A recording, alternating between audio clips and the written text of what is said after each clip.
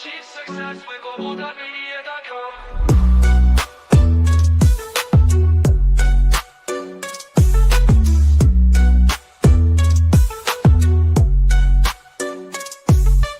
Every step forward is a new beat to your drum. Achieve success with Global.Media.com and celebrate it with or without champagne.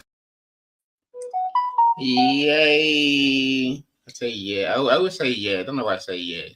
I guess it's exciting, right? We're here again, Scott. Good evening, good afternoon. How are you? I'm all right.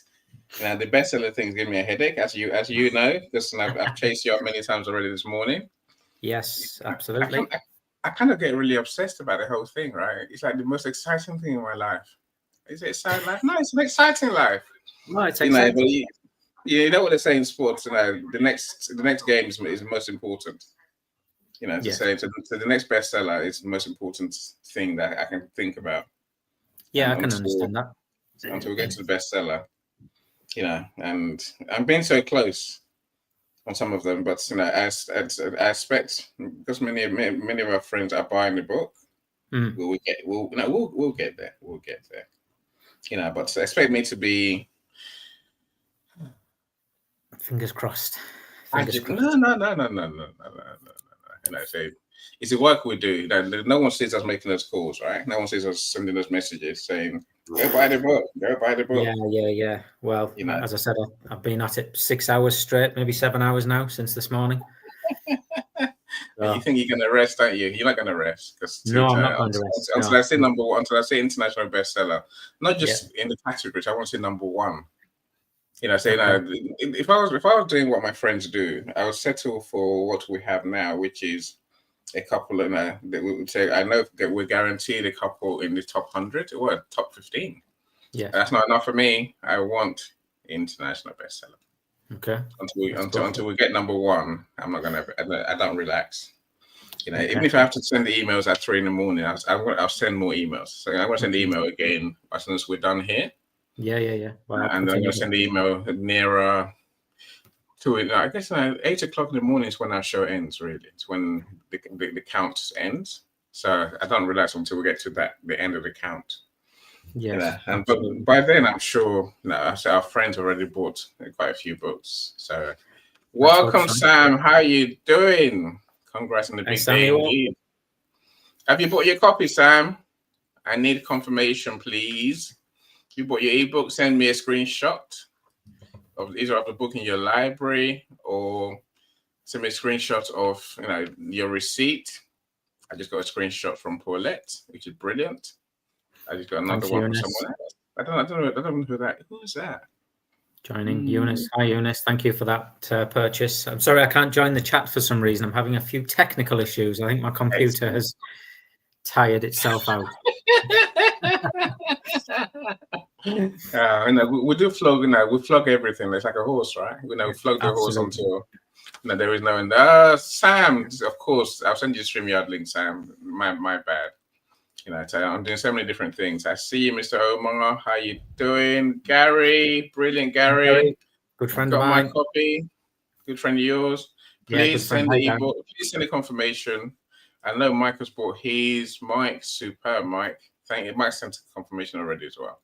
So it cheers me up. I think I've got about 10, going on 15 confirmations in my inbox. So we need a lot more from you. I think we've got 3 or 4 from you, right?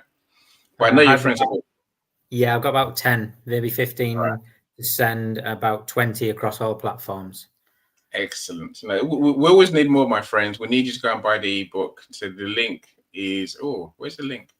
The link is in the comments. And that's the first comment I made this morning, was with the link to buy the book. So welcome, say Liana. I see you as well. Of course. Thank you so much for being here. Oh, Yolanda, you're here too. Welcome. I haven't sent Tracy the link. I sent Yolanda the link. And I'm like, Yolanda, have you bought the book yet? She's like, yeah, I'm going to go and buy it. Don't go and buy it. Buy it now. Hello, Tracy. Good morning. All the way from Houston. Houston, we have a problem. We're not number one. We're done. It's not a problem. It's a process. As far as when you look at it for what it is, Scott, if you think about it, it's been the top seller in the category in a 24-hour period. So it'd be crazy for us to be there at what was it? So it's 4:15 now. Go back 8 hours. So the count started at 8 a.m. this morning. 8 a.m. Yes. Right. So we're third of the day through. So if by 10 o'clock we're not number one, then you see me really go crazy and start. I send DMs to everyone. Mr. Philip, blimey, Philip, HNC member, really? Like me and Philip.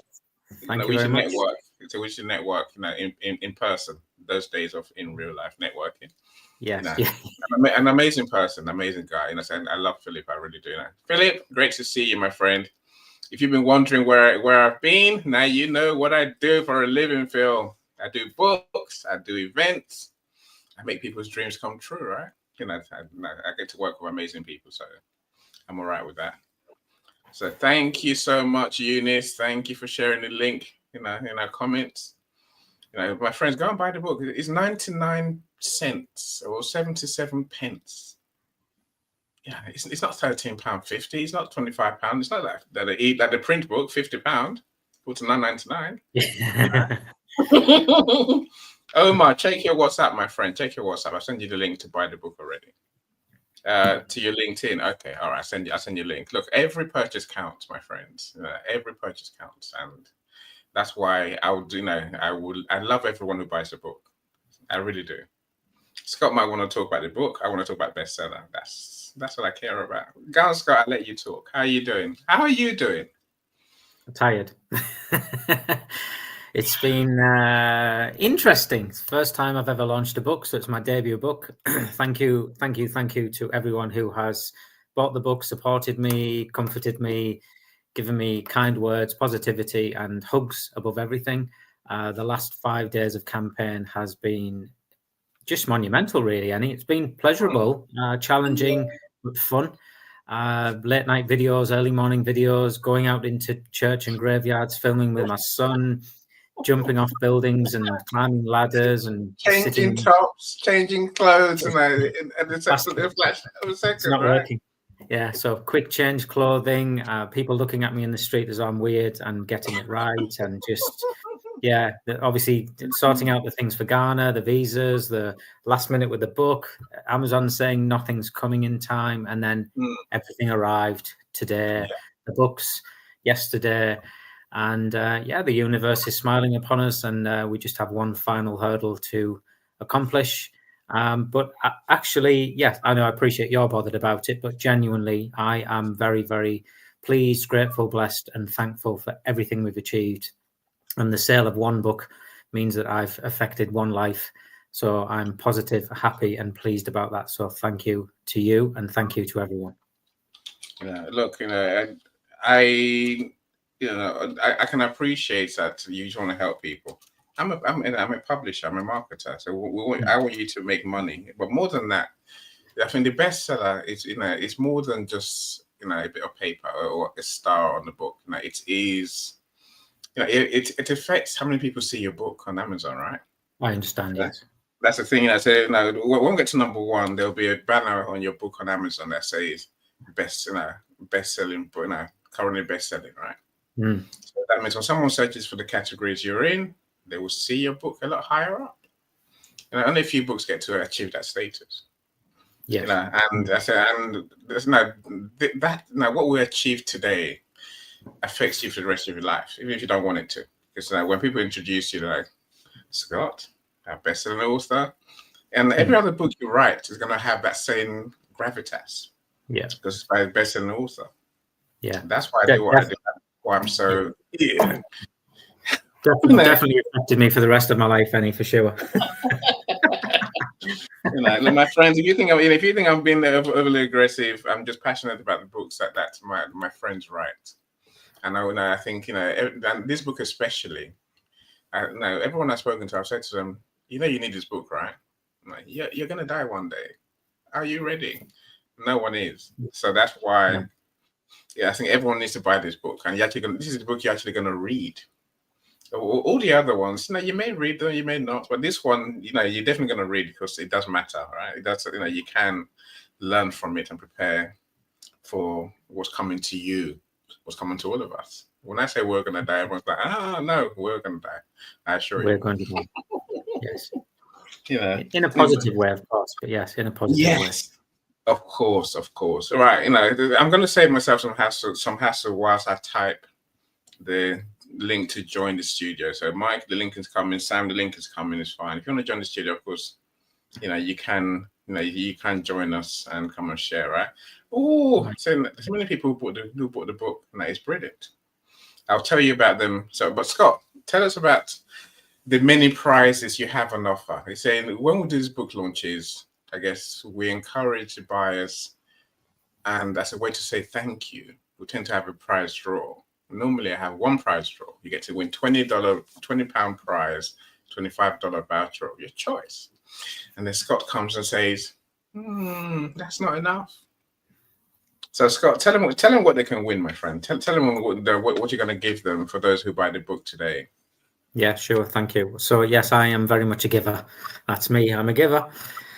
So the prizes for today, there's 9 prizes in total. So again, as a recognition and a thank you. So if you please share your purchase receipt, a screen grab of what you've bought, when you bought it, your name or something like that, or send it to myself or any, just to confirm you've bought the ebook today for 77 pence or 99 cents. And in return for that, we will put you into a prize draw, which we will draw as quickly as possible, but it's very likely it will be sometime next week after we return from Ghana, attending our conference together, myself and Annie. So we have for you 2 £20 vouchers to a place of your choice, whether that's a book voucher, a shop voucher, an online voucher, whatever that might be. It's to the value of £20 times 2. So there'll be 2 draws for that, £20 each. You can then let us know where you'd like them for, wherever you are in the world, and we will do, send you a code, and congratulations, you are a winner. We are also giving away 3 signed books by the author. That's me. So one of these books here, or one of these here, there are the 3 books waiting to be signed. So if you are drawn in the prize draw as one of the winners, I will send you a personal message with my thanks and my appreciation for buying my book. And you will have a signed copy sent to you in paperback form. So that's something we'll get to you. Very kindly, a friend of mine, unfortunately, he can't be with us. He might dip in today. Justin, who was on the last session for anyone that joined us, Justin very kindly spoke. He's a fellow NLP practitioner and life coach. He's also one of my clients, and I've coached Justin to an amazing place. And he and I are going to share a stage later this year. We're creating a number of events around the UK, so please watch for that space. But Justin's very kindly agreed to and volunteered his time. So he's going to give away one of his therapy coaching NLP sessions for 1 hour. So it will be a Zoom link, so anybody from around the world can win this. And in case of you booking with Justin, he will spend some time with you. His company is called Keep a Hold. It's in recognition of his father, who very sadly took his own life a couple of years ago now. And Justin's story is absolutely remarkable. He himself has had some personal challenges, both physically, mentally, emotionally. Went through some horrendous situations, but he'd used that trauma and those experiences to give himself a better life and to now help others.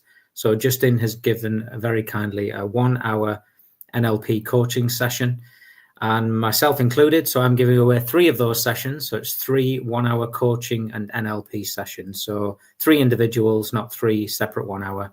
So 3 people will be receiving a 1 hour coaching session with myself.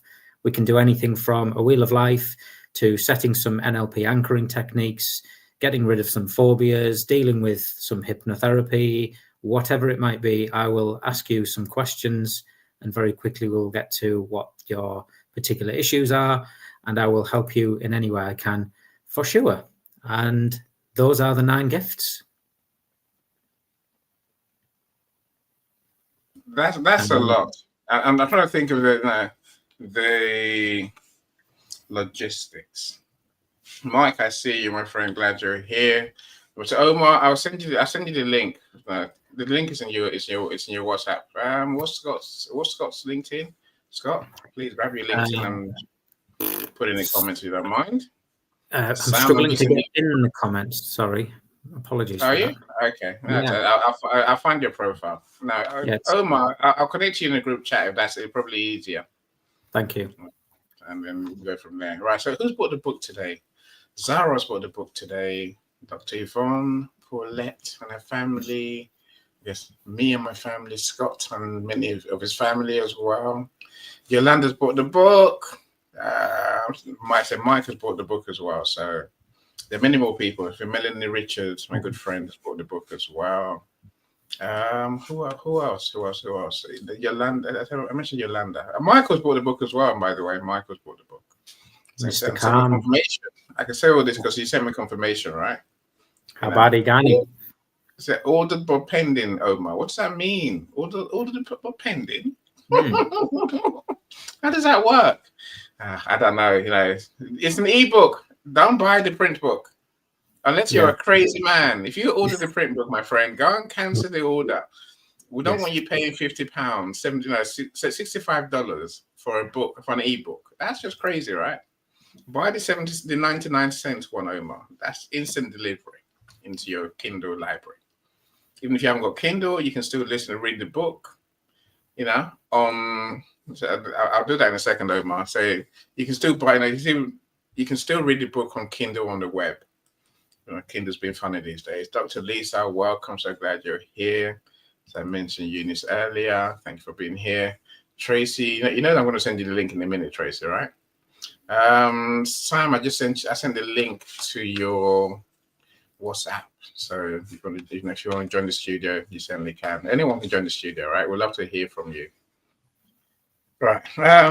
So let's hear from Mike. Mike, I'm leaving Scott on screen for no good reason apart from just have a good look at him. Have a good look at him. Why not? He's a good-looking chap. So you might as well look at him for a little bit longer. I'm trying to see if there's anyone else new. Not yet. Mike, how you doing? I'm talking to Mike, who's down there. How you doing, Mike? Greetings, Scott. I have purchased the book. I just want to impress on people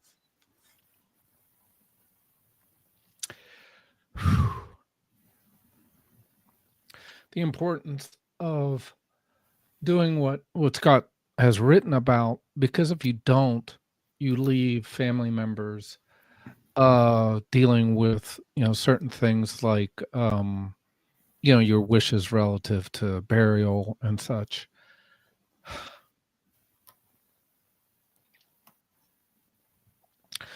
I just recently experienced a loss in our family, and it just complicates things when you haven't made the proper practical preparations. So I really encourage people to buy the book, if for no other reason, just thinking through some of these practical preparations. And also I had actually started to read the book and wish I would have had it before, because I think it's also very good about as your loved one is preparing for end of life, to have some of this in the back of your mind so that you can really support them. I think a lot of people may do that naturally, but like I said, with this, even I think you can give them peace, because a lot of this practical stuff has been cleared up already, and that way they can just rest in peace, so to speak. So, Scott, thanks again. You're welcome, my friend. Thank you so much, Mike.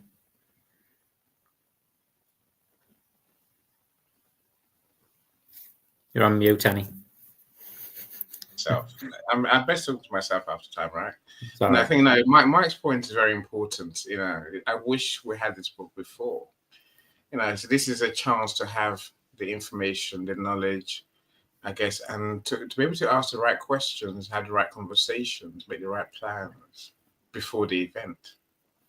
Now, so one thing I got from the book, Scott, is simply that many of us wait until the deathbed, literally. And yet many of us never actually get to have a deathbed. You know, accidents happen, you know, things happen, unexpected things happen. So this really is a chance to have the conversations long before, you know, and then you can spend those final moments if you are that fortunate.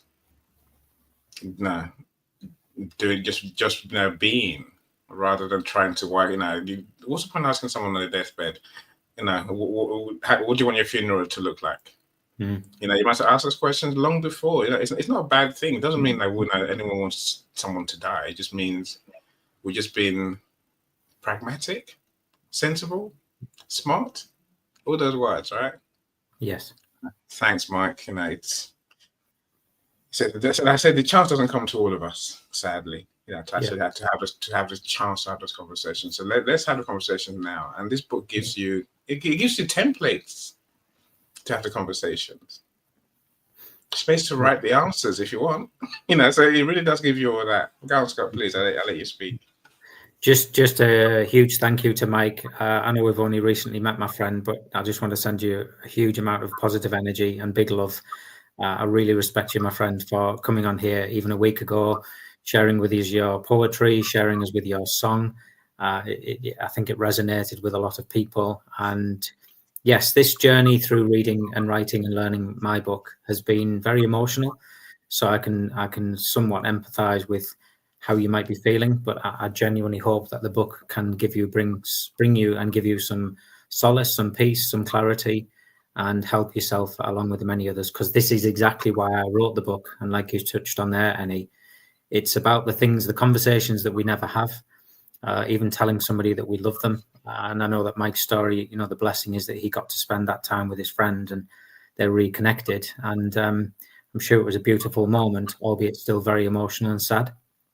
But I think the purpose of the book, albeit we call it a guide, is exactly what we said it was. It was my loss, my grief, and my journey through saying goodbye to my sister, which was only over a 5-month period. Initially, it was all about practicalities. It was about getting things done. It was dealing with pensions. It was dealing with emails and phone calls and letters and lots of people and companies. And it was just, it really, really was. And all the while, what I couldn't do was ultimately give my sister what she wanted. And that was just time, because it's the one commodity we can't trade, we can't sell, we can't buy. And ultimately, I'm pleased that we managed to get those things done. And then the last few weeks of her life, that was the blessing where I could just literally sit with her and be at peace. And I do mention that in my book, albeit a small excerpt, but it just makes me very blessed that I was able to learn those things quite quickly. But also the reflection piece is that I don't ever want somebody else to have to go through that I can almost collapse time for them or give them the gift of thinking or talking or engaging. And the book even enables people how to have those conversations, or when to have those conversations, or when to just leave it be. And then obviously when my father died in 2022 in the November, several weeks prior to that, I wouldn't say it was any easier, but having had the experience with my sister, and that was most painful because it was my first time of having a death real close to me. With my father, it was a little bit less painful, shall we say. And I was able to then spend more time with him because the practical things I was able to do very, very quickly, having used my learns and experience to enable him to get to where he wanted to be more peacefully. And his decline was quite rapid. From being diagnosed to dead, his was about 10 weeks. With my sister, it was about 5 or 6 months. So it doesn't make it any easier. It just, I now know that having the gift of the book, even I will refer to it. And yes, if I can just, as I say, help one person, then my work is done, shall we say. Yeah. I used to have I want to help one person mentality. The problem with that is that you help one person very easily, Scott. You've already helped one person. Yeah. Where'd you go now, right?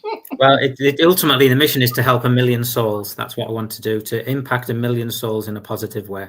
That's my ultimate why, my ultimate desire. Yeah, it makes perfect sense, my friend. But it's a journey. The book is a journey. Now, Mike says, now Eunice says, sorry for your loss. I'm totally echo everything you shared about the need for loved ones to share. their wishes early. Yeah, it makes perfect sense, my friend. Thank you so much. So, I know, Miss Omar, I know you bought your book now. So, thank you. Of course, Philip says, he sends you the confirmation on your WhatsApp, Scott. He has. I've received it. Thank you. Yes, got it. Excellent. Now, so Yolanda sent hers already. We need more. We need more. You'd be surprised how I'm not crazy. I'm just. This is my promise to my friends, like Scott, right? This is bestseller, and I have to live it. I have to breathe it. And whatever you do, I tell people every day, whatever you do, do it with all you've got, right? If you get there, great. If you don't get there, at least you tried and you might learn something. That's why I tend to do these bestsellers. I can't settle for being in the top 100. That's not good enough. You don't get a badge for that. You don't get a badge for number one, and you only get the uplift. No, I'm sure you get some uplift as your book ranks higher in the top 100. But number one is the title for life that Scott deserves for writing this book, and that this book deserves as well to get more visibility, right? Anyway, Yolanda says taking care of final arrangements and any assistance is needed. It's true. My grandparents had me research years prior to his death. Mm-hmm. It was still hard. I still forgot to do things.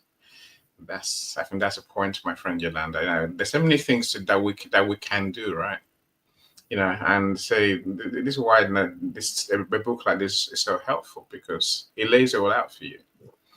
Everything from the will, everything at the funeral, so even the final letter to your friends. I say, when I was reading all those, I was like, I was quite emotional. But yeah. No one can see me doing that 2 a.m, so it's all right, Scott. Yes. Apart from me when I'm sending you videos. Yeah, but you still can't see me. Not true. You're true. But no, it's a very valid point. Thank you, Yolanda. It's you're right. It can take years, and often the more complex that somebody's life is, or perhaps even the more private that the person was, that it's often a little bit more trickier to do that. At least with my sister, to be fair, she was a very engaging person. She was very open. She was very honest in sharing everything with me. I was the beneficiary to the estate, and I was also the executor to the will. So I'm blessed that I was positioned like that. But there was a time in my life, certainly with my sister, that every day it was hospital visits, but it was talking about the practicalities.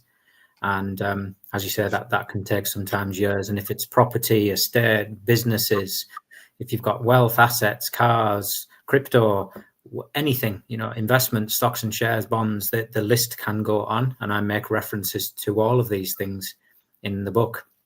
And as Annie rightly said, it then also has the checklist, for want of a better, in the appendices at the back. So it's asking those questions.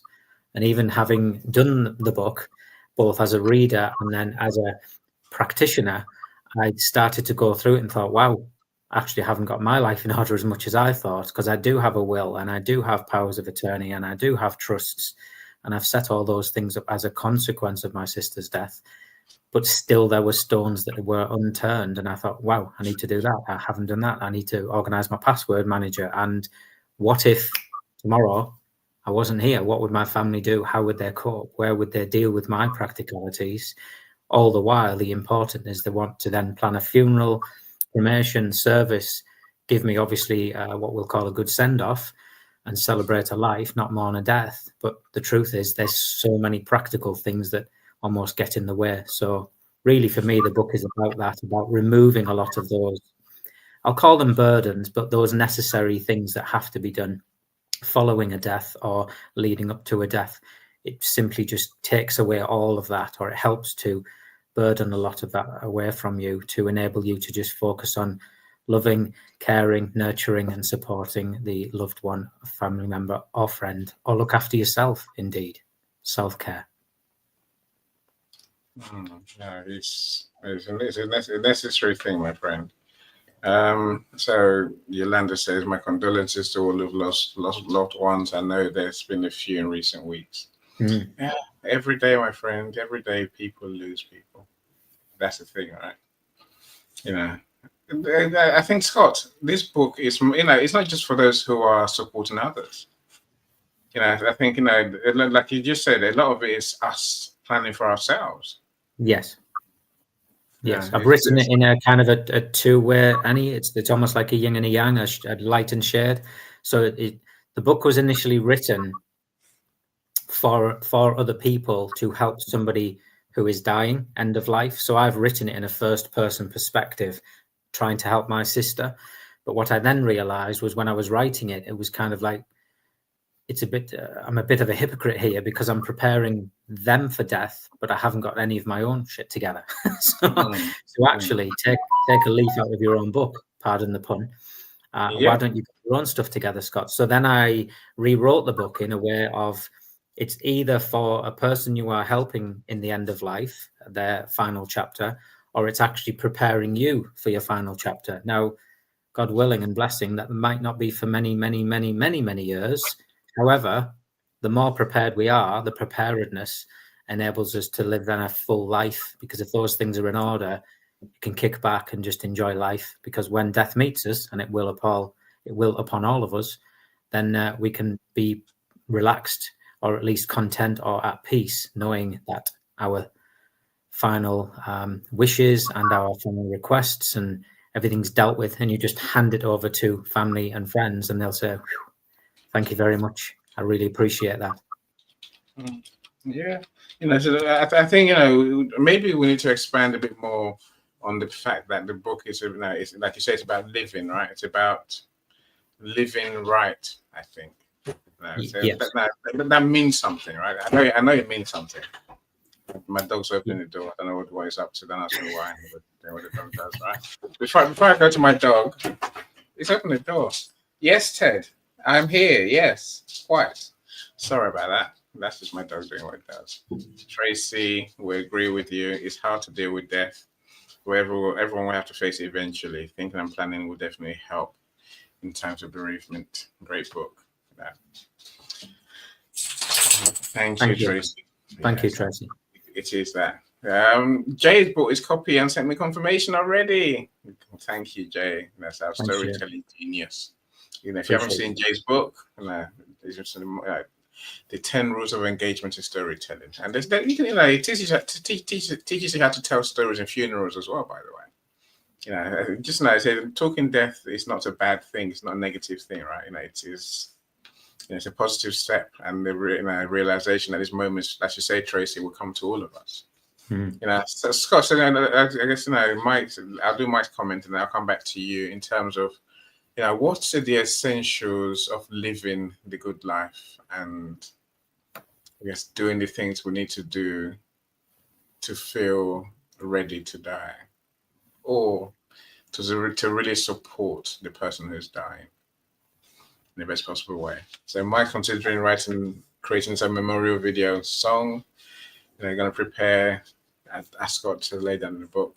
Mike, that would be fantastic, right? Again, if you have a template, there's no reason not to share it with people, right? Some people might benefit from, even creating memorials as a service.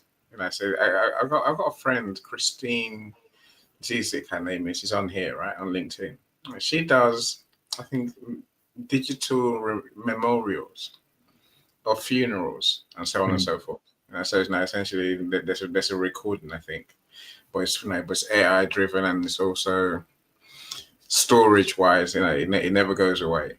So you kind of have, the lasting memory that not everyone gets to have.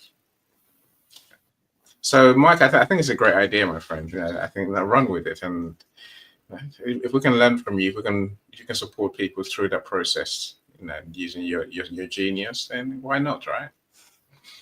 So, Philip, my friend, we'll have to catch up sometime, Phil. You take care. You're looking gorgeous, I feel. He's never changed how he looks. Sorry. Thanks, Philip. Appreciate it. You're in the prize draw. Yeah, you're in the draw indeed. You take care, sir. We'll talk soon. Go on, Scott. So now, living a good, the good life, that you mentioned in the book.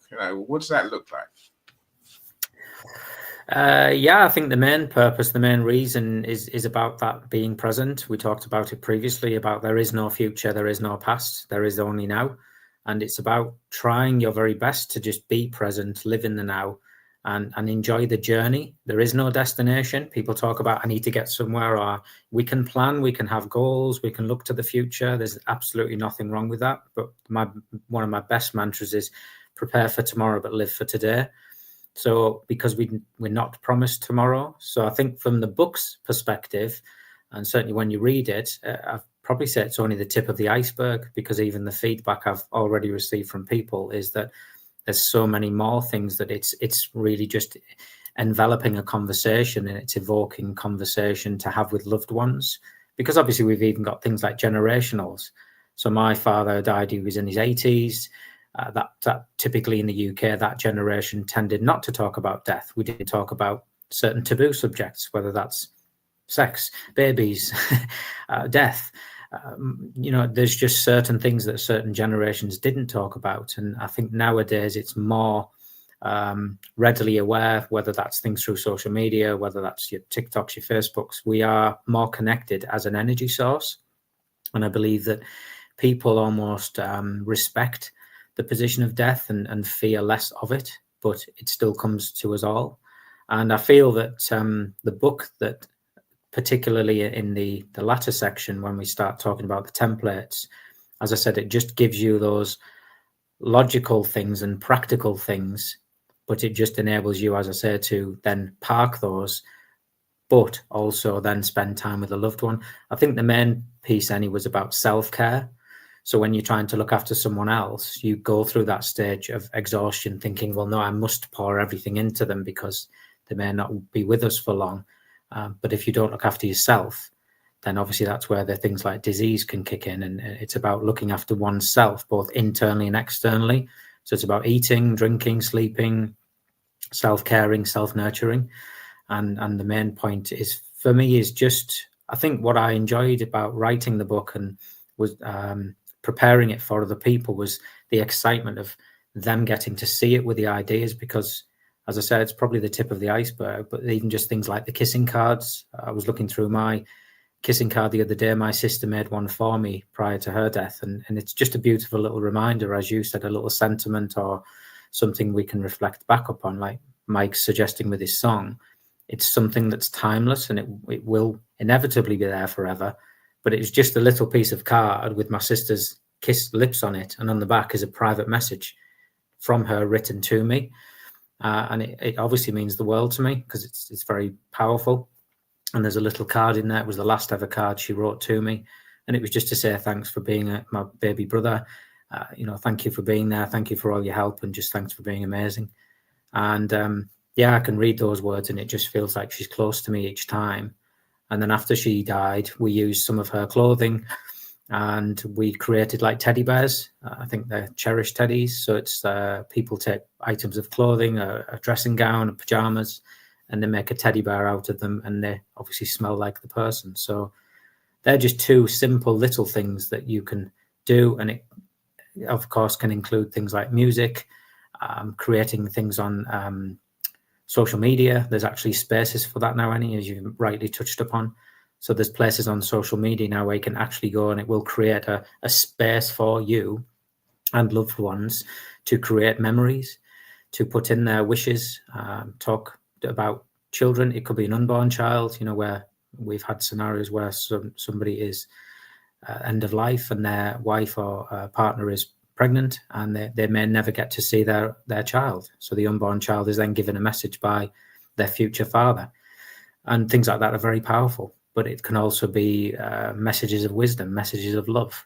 It can be leaving small gifts, small trinkets. And I think it's those little things that are powerful, but all the while you have to get the house in order, which we talked about with things like the big things of wills, trusts, probates, powers of attorney, looking after your assets and things like that. And if you're not married, and understanding how that works in the eyes of the law, and understanding your own state laws and how that relates to what might happen in the event of. So I hope that's answered the question. I hope that's helped.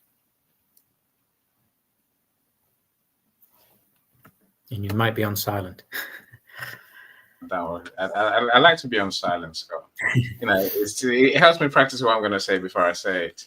Okay. How are you doing, Dr. Stanley? Prepare for tomorrow, but live for today. That is it exactly, right, in a nutshell.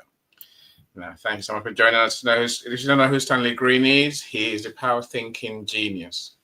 Power thinking is it's a mindset service that teaches and coaches people in mindset in bite-sized chunks.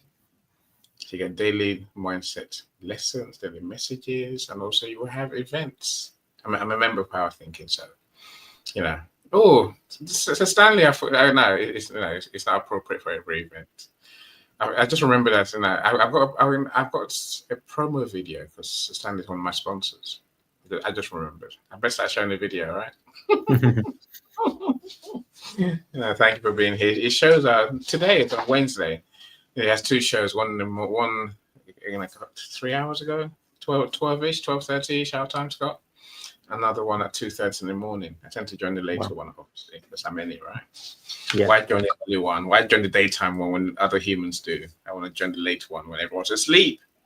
Thanks for joining us. I'm sure I'll send you the link to buy the books at Stanley.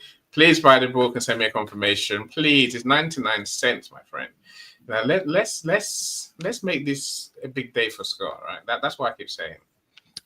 Let's make him a bestseller. Let's make the book a bestseller. Let's have the book reach more people's hands. I'm not sure about that. I just keep saying it until I see that we've achieved number one in the categories we're in. If you can all help, right? If you haven't bought your copy yet, my friends, please go and buy your copy. That's what you have to 99 cents. Send us confirmation, and you'll be helping people to prepare better for their final chapter. Anything you want to say, my friend? Feel free. If you don't, I can just keep asking Scott questions because this is my chance, right? This is everyone's chance. I actually had a question for Scott, and if it's giving something away, please don't. But do you cover grieving at all in the book? Yes, as in the stages of grieving or the process of grieving? Yeah, and maybe even I think sometimes I know in the last weeks, including the loss of a family member recently, it has a way of just sneaking up on you. So I'm familiar with the stages, but what I'm experiencing is, you can call them triggers, you can call them whatever, you have memories or whatever that kind of come out of nowhere. Yes. And I think just knowing that that's normal and part of the grieving process is important. I think sometimes just like maybe we don't take the time to build the memories because we're so busy and frenetic and into our technology. That's something I'm taking away from the last several years, is really, including my quad bypass, was kind of a wake-up call to maybe slow down a little bit. Absolutely. and just build those memories, but then also understand that grieving is probably going to surprise you in how, you can literally just kind of be walking along and just something, maybe a smell or a sight will just trigger that memory or the grief. And that's just something I've been going through the last little bit here, and I was just curious to know if your book covered that. So thanks. Okay. In answer to your question, 100% yes, it does, Mike. It actually talks exactly like you said. It talks about it like a wave, like a resonance. So sometimes it's very calm and you feel well. Sometimes people question, Mike, why they're not sad, and they feel they should be. And some people get angry. Obviously, you're aware of the 5 stages of the Dabda. But in the grief side, and when I talk about it, particularly in the book, it's about just letting people be, i.e. everyone is different. We are different humans. Like they say, there's nothing more unequal than the equal treatment of unequals, because we are all very different, both as humans, as individuals, as spiritual beings. We are very different, and how we respond to grief or death. There is no book on that. And even my book doesn't say how to grieve, but it says things that you may encounter and how to also then deal with them. So it could be just things, particularly in yourself, Mike. It could be listening to music. It could be going for a walk. It could just be holding somebody's hand in silence. It could be writing a letter. It could be journaling. There's many, many things that I touch upon in the book, because everybody is different, and what works for one doesn't work for the other.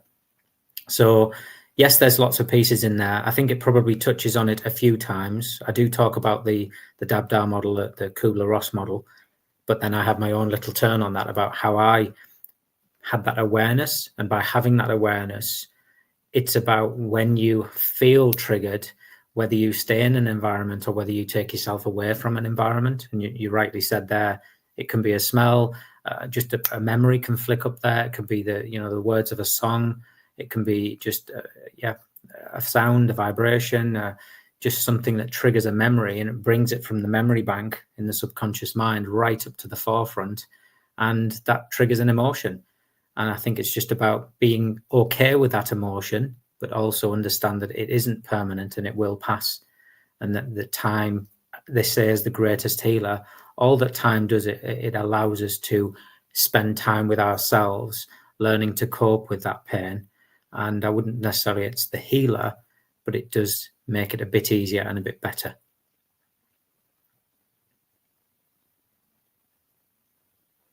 I know I'm muted, Scott. The one thing I would say is, there are resources at the end of the book for grief support. So grief support services, I guess, I don't know. I live a wonderful life, Scott. I do wonder sometimes why me, but it seems like nothing happens by chance in my little world, right? No. So what no one knows here is that we set a charity that I used to work in, I used to run. We set up the first grief support service for kids in the UK. Jigsaw for You, it's called. Okay. Literally, so it took the founder 25 years to create this, to get people to understand that kids grieve differently. And grief support is a thing. It's not just a figment of our imagination. So I do feel I feel the topic in a strong way. It's this is vitally important for everyone, right? I'm sure is David Barwick one of your friends? He's a very good friend of mine. Hello, David. Thank you for your support. Appreciate you, David. He was messaging me late last night saying, please send me the link. I'll share it. And I said, no, wait until the morning. Any won't let me. Any will come and find me. So literally, David. It's me. It's my fault. I'm the one that don't do it, Scott. Don't do it. You, David. Appreciate you and welcome. So it's nice for you to join me, mate. But David's a really good friend of mine. We've known each other a few years now. And yes, we're kindred spirits in many ways, but I just love David. He's a great guy, very, very kind and generous, and he's just an all-round gent. Please respond to his I think it's a question, right? There's a few people I'd like to prepare for death. Unbox this will this book help? Yes, it will, David. Yes, it will in many ways, because it's also a bit of it is about interpretation. So I now know that several people have read the book, and there's a few pieces within the book where they've interpreted it their way, and there is no right nor wrong. And that's an element of why I wrote it that way, because it can either leave a question mark, or it can give you absolute solitude, or it can give you a definitive answer in some pieces. So it was partly unintentional initially, and I wrote it from my heart, thinking that that's my perspective, but perspective is all about objective. So my perception is my reality. So when I was writing about my sister and my father, that was how I approached it. But when other people read the book, they took it very differently and said, well, actually, that's how I would take it. So yes, David, it should help you. If not, or there's certain questions that you have, please do reach out after reading it. And as always, I'm more than happy to help, buddy. More than happy. Thank you. Yeah, we have two friends on stage.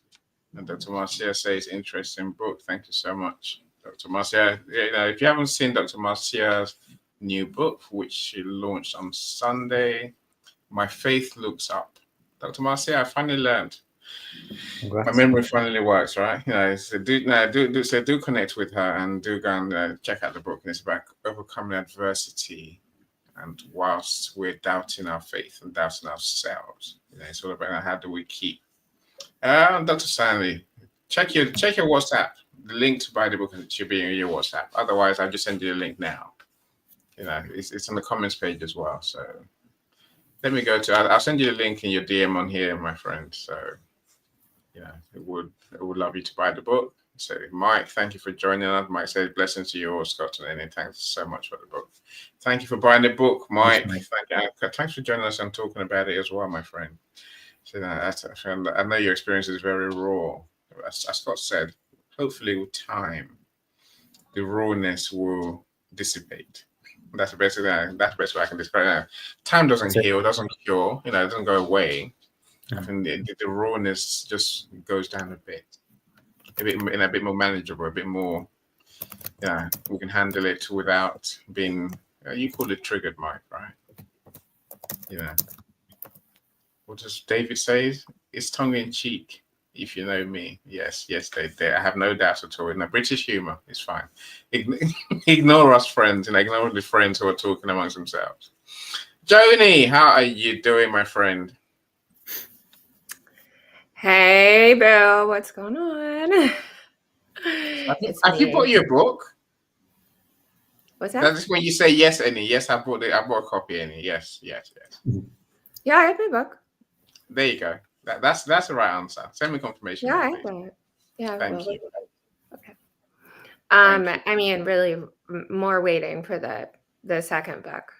So we should probably just go over that sometime, but this is not the time. Congratulations on writing your book. Thank you. Likewise. And it sounds like a very relevant topic that a lot of us it's just uncomfortable to some extent, especially for the older generation to speak about. I know, you know, when my mother lost her parents, she was a young mother herself, and grief overcame her. And so when all of her siblings went through to, you know, collect things out of the house, she didn't want to take anything. Unfortunately, her sister took a couple small, like, Christmas ornaments or little things, you know, like salt and pepper shakers, that she cherishes now. But during grief, she just couldn't process it. And so her brother, who she's now pretty estranged from, he's a very bipolar, has all the family photographs, all the family reels and videos. And so maybe just from learning from her, you know, I keep a couple things special for each child, and I just write them down in your will and make sure your will is, you know, start now with the will, just in case, like, you never know. There are options to do it relatively inexpensively, though definitely consulting with someone if you have more money is a better idea. And then when my dad's parents died, they had traveled so much, like, overseas. And so they lived in Hong Kong and Japan and the Philippines, and they just carted around so many boxes that basically weren't open for 20, 30 years. There's so much stuff in their basement. I mean, it was like a hoarder's basement, even though the upstairs was very tastefully done and stuff. And so, lesson learned for my parents then, they've really tried to empty out just stuff that they didn't want out of their home, because it is quite big. And so they have really started decluttering. And the process of decluttering anyone's house can be emotional, but it does a really good service for your children, so they don't have to clean up everything. And leaving them a list of, you know, potential people who can help or clean, or realtors or whatever, deeds to the house. It doesn't, but leaving a list of names, leaving a list of passwords is also really helpful. So, yeah, so I haven't lost any of my immediate family, but I've lost a few friends to whether it be drunk driving or overdoses, and it is the worst grief for a parent.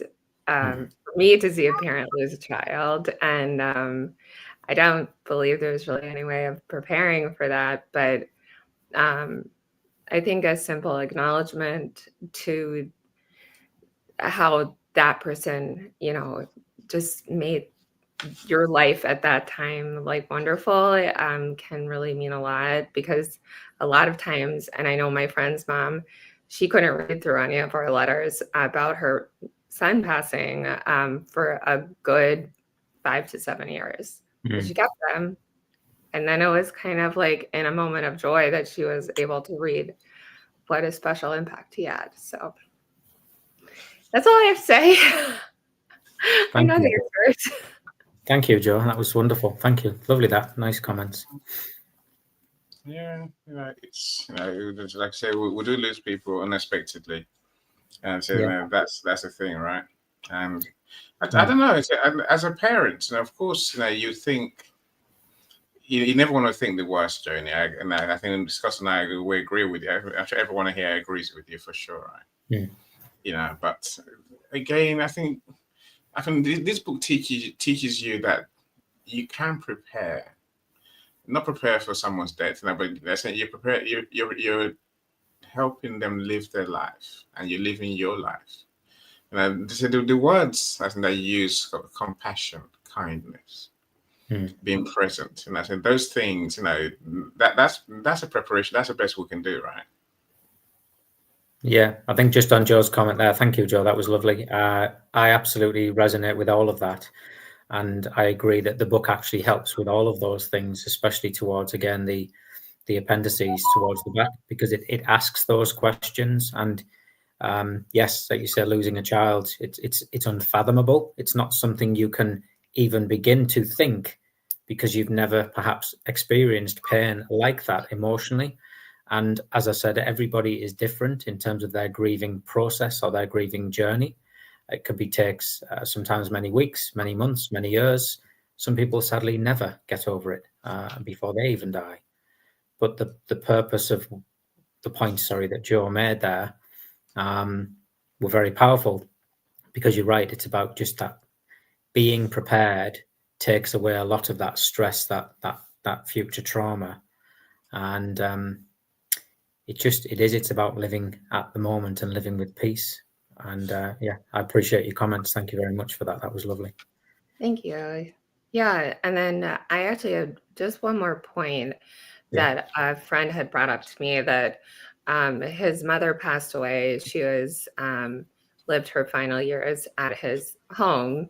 She passed away at home, and he did not know. Like immediately, you call the police essentially, and and so you don't have to necessarily do that right away. You can sit there with your mom who's passed and, say some things to her and just hold her hand or whatever, your father's hand, and give yourself that quiet time before the storm. And that's allowed. So you're not going to mess up the police's day by allowing a half an hour to just spend with whoever you lost. So, and that might be a little morbid for some people, but I think, gosh, even like when I've like lost a dog or something, and I know that's so trivial comparatively, but I've sat in the vet's office and just held one of my dogs, and I gave myself a good 10 minutes to remember the dew claws and anyways. So. Yeah, well, valid point. And you're absolutely right, Joe. Yet again, there is no right, no wrong. Every circumstance is different. I could never write a book that would foretell every eventuality. Obviously, it would probably be significantly thicker, and it probably would be the $49.99. But the point I'm making is that there isn't really a right or wrong in terms of how it works. So although the book isn't generalized, but it does give that broad sweeping of allow yourself to be human, allow yourself to be your normal self, allow yourself to be vulnerable. And you touch on a very good point there regarding pets and dogs. That actually, no, it's not trivial, because people do have their dogs often like their children. Some people don't have children, they have pets instead, or as well as, and they're part of the family. So although they're preparing for death, everything that has life will die. And what that means to you, how that resonates to you, is a part of trauma, because death is a process, and that process can also result in loss, trauma, grieving. It doesn't necessarily have to be a physical death of a family member. It could be, as I've said, a pet or a loved one, or a friend, a family member. We talked about other people that have died recently, both in the news and in the press. We feel something for them. We may never have ever met those people, but the fact that a human life has become extinct is still powerful, and it shakes around the world, and it's something that we all feel in however way we do. Whether that's from the UK, it's like the death of the Queen. I'd never met the Queen and never met the King, but still we take a moment to go, wow, they've been in my life for all my life, and now they're no longer there. And it's, Charlie Kirk recently, and there was a local boxer, and every single day there is what we'll call death as a finite thing, but those people have been around and in our lives, and that does extend to pets and other things that you hold dear to you and things that you might cherish. Yeah, a lot of people in this room probably do know me, and I am a crazy dog lady. Love dogs more than anything. I mean, not more than my children, but sometimes they're easier. And when I have lost pets, it's hard for other people to realize how much of a loss that is to some people. Some people can say, oh, it was their time. Okay. They became incontinent, whatever. But no, not for me. That is a loss of a family member for sure. Yeah, 100%. I think, maybe your next book should be about the pets one for sure, right? I mean that sincerely. Yeah. Absolutely. Losing pets does hurt. It really does hurt, right? It does. It hurt so much that I decided to buy 2 of everything: 2 fish, 2 cats, 2 dogs, just because one will die sometime, right? And the heartbreak, especially when you got kids, the heartbreak is there's nothing like it. No. So I give myself the chance to say, you know what, love the other one for a second, whilst we at least try and get over and heal past the one that we've lost. Yeah. Does it help? I never know, right? Well, you've gone on mute there. I'm sorry, I'm on mute. Yeah, Joni, you're on mute. Yeah, I saw you talking. I thought I was going to say I could be like Joni's arc, and I love, 2 ferrets, 2 horses, whatever. But also the loss of a late pregnancy, which I have experienced twice. It's okay to take a little time and think about all those memories that you had forecasted for that child. And a lot of times people are like, oh, we don't want the remains. I didn't either. But I did want to know the sex of the baby, just so I could exactly picture that, those 2 children up in, heaven waiting. And so, I think that's also a form of intense grief for some women. And I think that also should be recognized that you have a lot of choices there. And you're very sad during that time. But if you want to know the sex of the baby, then know the sex of the baby. If you want the baby's remains, take the baby's remains. Absolutely. And it comes again, Joe, it's a loss. So when we talk about the word death, it means loss. To lose something, to grieve is part of that process. It does not have to be a physical human being. Now, obviously, it refers to that mainly in the book, but yeah, I'm very unfortunate to say that I also, many years ago, attended a friend's funeral, very good friend of mine, and they'd had a stillbirth, but they had to give birth to the baby, and we had to carry the coffin, and we had to have the process and the funeral, and that was not a good time. That really was not. But because it's something, again, I'd never experienced, and, you know, this tiny little white coffin and that innocence of that life. But I'm also the big believer of, you know, finding gratitude where we can and when we can in life, because whether you believe in God or spirit or, you know, Allah, whoever that your thing might be, it's just energy or source, whatever that might be, the universe. You give it a name, you give it a title, you give it a meaning. Some sort of energy. Some energy's out here. Energy, absolutely. So it's the will of that universe, and things happen, and sometimes we can't prevent them. And that's probably what I realized about my sister, because at first it was all about healing, getting well, being in the hospital. You will get better. You're young. You don't smoke. You're fit. The hospital have given us percentages and assurances. You'll get better and you'll survive this. And then we were talking about a life of when I get better and when things are good. And, you know, she was going to change her lifestyle, change her job, do things, create the bucket list, take more risks, live life more, take more adventures, journey. And then unfortunately the news changed, and it was, well, actually it's no longer highly curable, it's now incurable, and you have 6 months left to live. And she died 5 weeks later. So that in itself was a huge roller coaster for us as a family and as individuals, because we believed that everything was good, and we were telling people that it's highly curable. It's, you know, it's a non-Hodgkin's. And you wanted to put on a brave face for her. Yeah, absolutely. And then obviously being around her, and then spending time and going away and grieving. So yeah, it's that there is no one glove fits all approach. There isn't one size fits all. It is what it is. But the book, hopefully, as I said, it's more as a guide rather than a black and white set of words that gives you an instruction.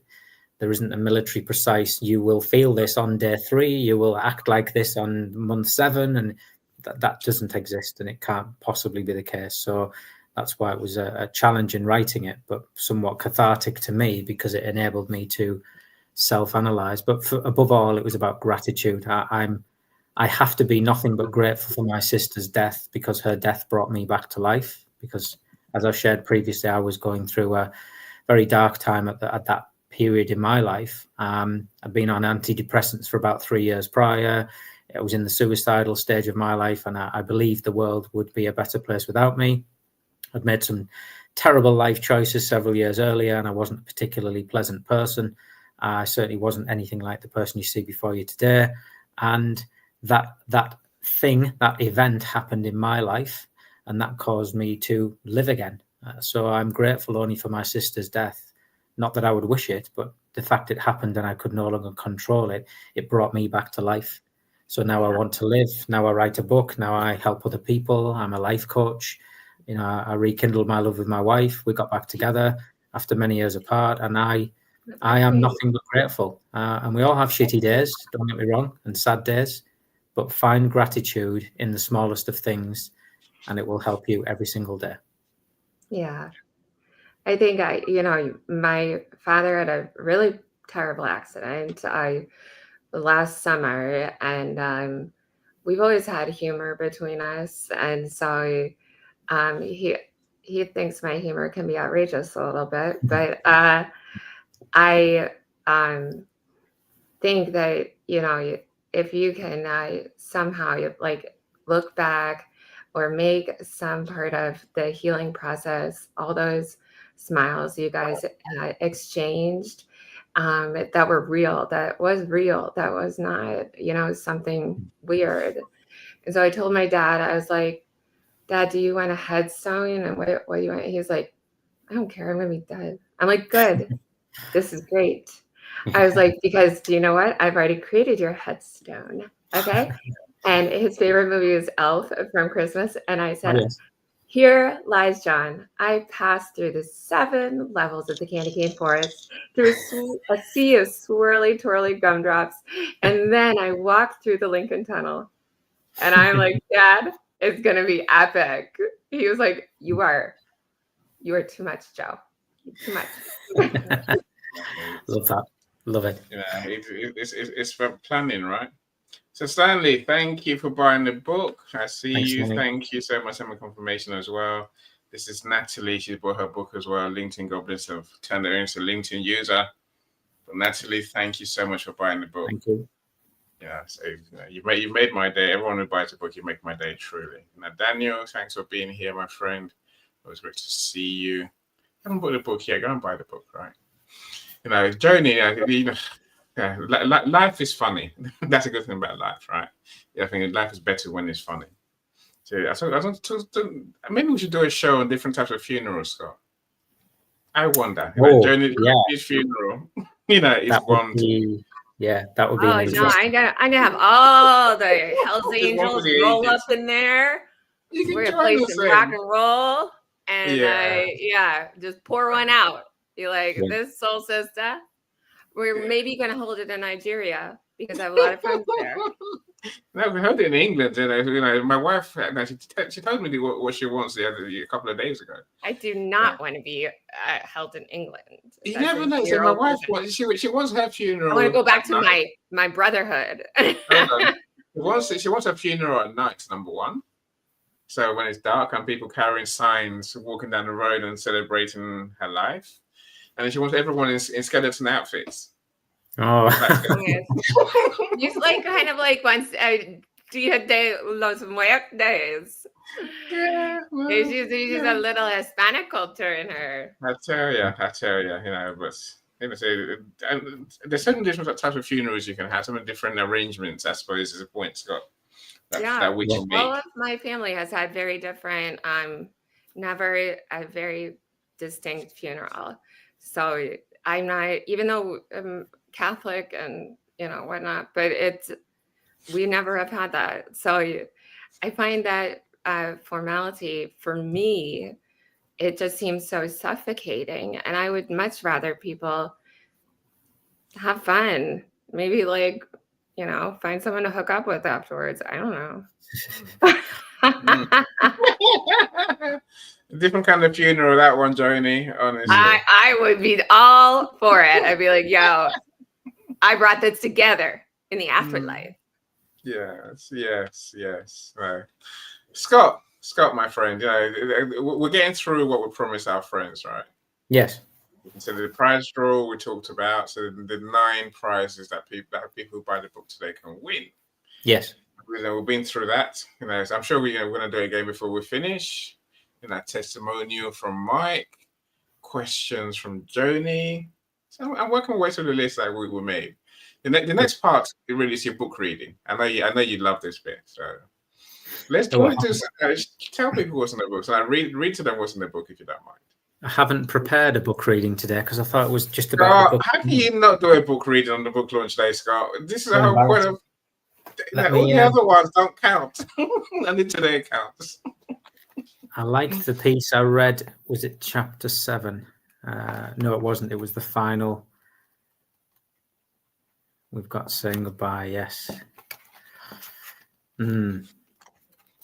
No, so you do that. So David, I guess the grieving. Maybe I think it's the best way to call it. It's a club you don't want to be a member of, but when you find yourself. When you find comfort in sharing, indeed, my friend, for sure. Absolutely, yeah. And we're all going to be in that club, my friend, whether we like it or not. Sooner or later, I've been quite lucky not to have too many people around me, sort of pass. But I know the day will come, sadly. Alas, so we have to face it. And the book is about preparing for that day, and whilst living, as Sandy said, it's about living rather than preparing to die. Essentially, you might as well live and live the best life you can. Can make the days count. Don't count the hours. That's what I always say. So, you find a section yet? Yeah, I was looking for a piece that would have helped Mike. I know he's no longer here, but we've done the death. We did a life well lived, a death well prepared previously, didn't we? So Moving through the seasons of grief is one of them. Just trying to find one that would resonate really about the journey. So bear with me, and I will just talk because it's your book. I think every page is is gospel. For those who haven't thought about or prepared, I truly think every page of the book is it's a lesson. So okay, yes, I'm good. All right, my friend. I'm going to put you on big screen. They can all see you. You go for it, my friend. So this is the summary. It's on page 49. It's towards the end of the book, and it's because life's too short. ... Live it. It says, in Before We Die, our final chapter, the author delivers a profound, unflinching invitation to confront the reality of our mortality, not as something to fear or avoid, but as a catalyst for living with unparalleled depth, meaning, and urgency. This book is not just about preparing for the inevitable. It is about waking up to the preciousness of every moment and living with the kind of intention and courage that can transform our lives today. It forces us to ask, how can I live in such a way that when my time comes, I can say I have truly lived? In a world where we're often distracted by the noise and pressures of daily life, it is easy to forget just how fleeting our time really is. But Before We Die, our final chapter reminds us that we take a hard look at how we are spending our days, urging us to stop postponing the things that truly matter. You're not guaranteed another moment, another year, another chance to make the choices that would define your legacy.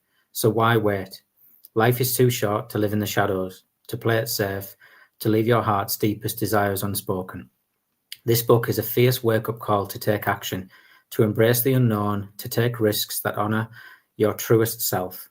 If you've been stuck in a job that drains you, now is the time to break free. If there's a relationship that no longer serves you, or a part of yourself that has been silenced for too long, it's time to let go, to rebuild, to claim what is yours. Have you been waiting for the perfect moment to pursue your dreams? Stop waiting. Buy that plane ticket, ask that person to marry you, take that leap of faith. Whatever it is that stirs your soul, now is the time.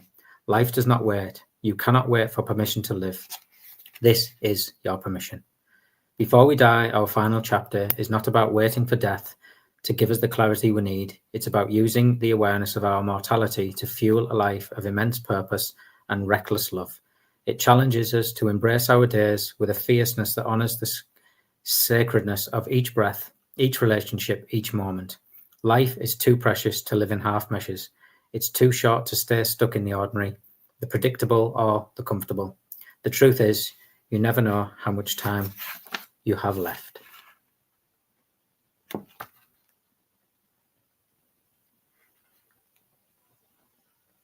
Should I go on? Are you with us, Annie? Sorry, I'm talking to myself. That's okay. Life is too short indeed. You never know, this might be our last moment. So go and buy the ebook, please, my friends. Go and buy the ebook. Yes. Don't wait till tomorrow. You can't wait till tomorrow. Tomorrow will be too late. Everyone, just start your bucket list now with buying the book. And anyone who doesn't know how to cut and paste Scott Stewart's Before We Die into Amazon search bar, please. No. It's easier than that. The link is on the event page. I know, but you don't need a link. You could just go to Amazon. No, you can. Yeah, just search it. Go on Amazon. Before We Die. Yeah, it's there. Very, very easy. Excellent. I've learned something I new. was questioning some of your Stanleys. Went to University of Pennsylvania, so I think you should know this. Sorry, Stanley, tell you. Yeah, I'm lucky to have friends who do buy books, especially, and my friends, we buy stuff, we support each other. So this is it's a numbers game. Is that you, Scott? No. Play music. No, nope. Maybe it's Joni playing music in the background. Okay, right. So my friends are they support each other, and so that I appreciate. And everyone who buys a copy, I'm more than grateful. Scotty's as well, and the people who Scott's trying to help. It starts with making the book as good on Amazon as it can be. That makes #1 bestseller. But we're getting there, I'm sure. we're getting there. And I expect with the support of all of you and more, so I'm going to send more DMs today for sure. We'll get to number ones, and then I'll be able to relax. And of course, keep my 100% bestseller guaranteed results record. Yeah, that means something to me. Scott, let's talk a bit. Let's finish the show with your process of writing the book. And I think it's always helpful for our friends to know what you went through, what you did, what you learned in the process, right? Yeah, sure. Gary, welcome, Gary. We see you, my friend. I think what's Scott's friend. Yeah, actually, I love when you're good friends, right, Scott? Thanks, Gary. Welcome, Gary. Welcome, Gary. Gary, spend more time in events like this, my friend. This is where social media has gone, right? This is what we do. All those posts and screaming and commenting, that's good, but this is better, right? Yeah. She's in the studio, Gary. I'm sure you will one day. So welcome. But thanks for spreading the word. Keep spreading the word. You going, Joni. You take care, my friend. I should chase you up later. Thank you for letting me to be answer my call, Joni. Answer my call. I don't have WhatsApp. I mean, I don't. You only make WhatsApp calls, Joni. I can't call you normally. My gosh. Okay.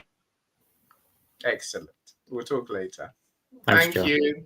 Thanks, Joni. Any, can I give a mention to Gary there just for his support and throughout this process, just to give a huge amount of respects to my friend, big love, matey. I appreciate you and all the support you've done. He messaged me this morning saying, I've shared it with my network. I've put it to my friends. Is there anything else I can do to help? So yeah, he's been a great supporter throughout and an all round great guy and a fantastic friend. So it's been a great support for me, and just want to publicly announce thank you very much, mate. I do appreciate you, and yeah, fingers crossed. Thank you. Awesome. We haven't met yet, Gary. I appreciate you too. More than you probably realize. Even though I say we'll talk about bestseller, this is my mission in life, to make authors, to get the visibility and the fame and the legend status that they deserve. And Scott definitely deserves that for sure. Yeah, and, I won't sleep till tomorrow until we get to number one. Scott knows I'm being very honest. I didn't sleep last night until just to start the campaign. But literally we're going. Gladys, welcome. I'm about to pay for the Kindle version. Don't get a physical book. Yeah, forget it now. Gladys, don't get the physical book. It's $65. Don't get the physical book. Get the ebook, please. Today, get the ebook. The print book will come down to the normal price. Would you say, Scott? $8.88, something like that. £8.88, correct. Right, so that's $12. So literally tomorrow the print book will be normal price. We just don't want anyone getting the print book today. Just get the ebook and send us confirmation, please, Gladys. I would appreciate that. And I will thank you, and I love you more. I mean that sincerely. Everyone who buys the book, I'm like, I love you. They're like, you don't read. I'm like, no, I really do. More than you ever realize, right? Thank you so much, Gladys. Glad you're here as well, of course. So, Scott, in the process of writing the book, we've got, let's say, the last 5 minutes. So, yeah, sure. What was your process? Are you a write every so often type of person, or do you have a structure? That's a good question. So for me, Annie, it was probably started about 1.5 years ago, maybe 2 years. It initially came from journaling. So I'm a big advocate of journaling. Always have, certainly since I found my life coach. So I've only really been starting to journal since about 2021. Something like that. And I was introduced to journaling. I started reading more into it, understanding how it works, sharing. I kind of saw my journal as my best friend, and I was able to share things within that. And then often the answers came to me. So there's a saying that all answers lay within. And what I've sometimes found, I wasn't particularly sleeping well. There was things bothering me after my father's death. I was going through some personal challenges and business challenges, and I was just journaling out.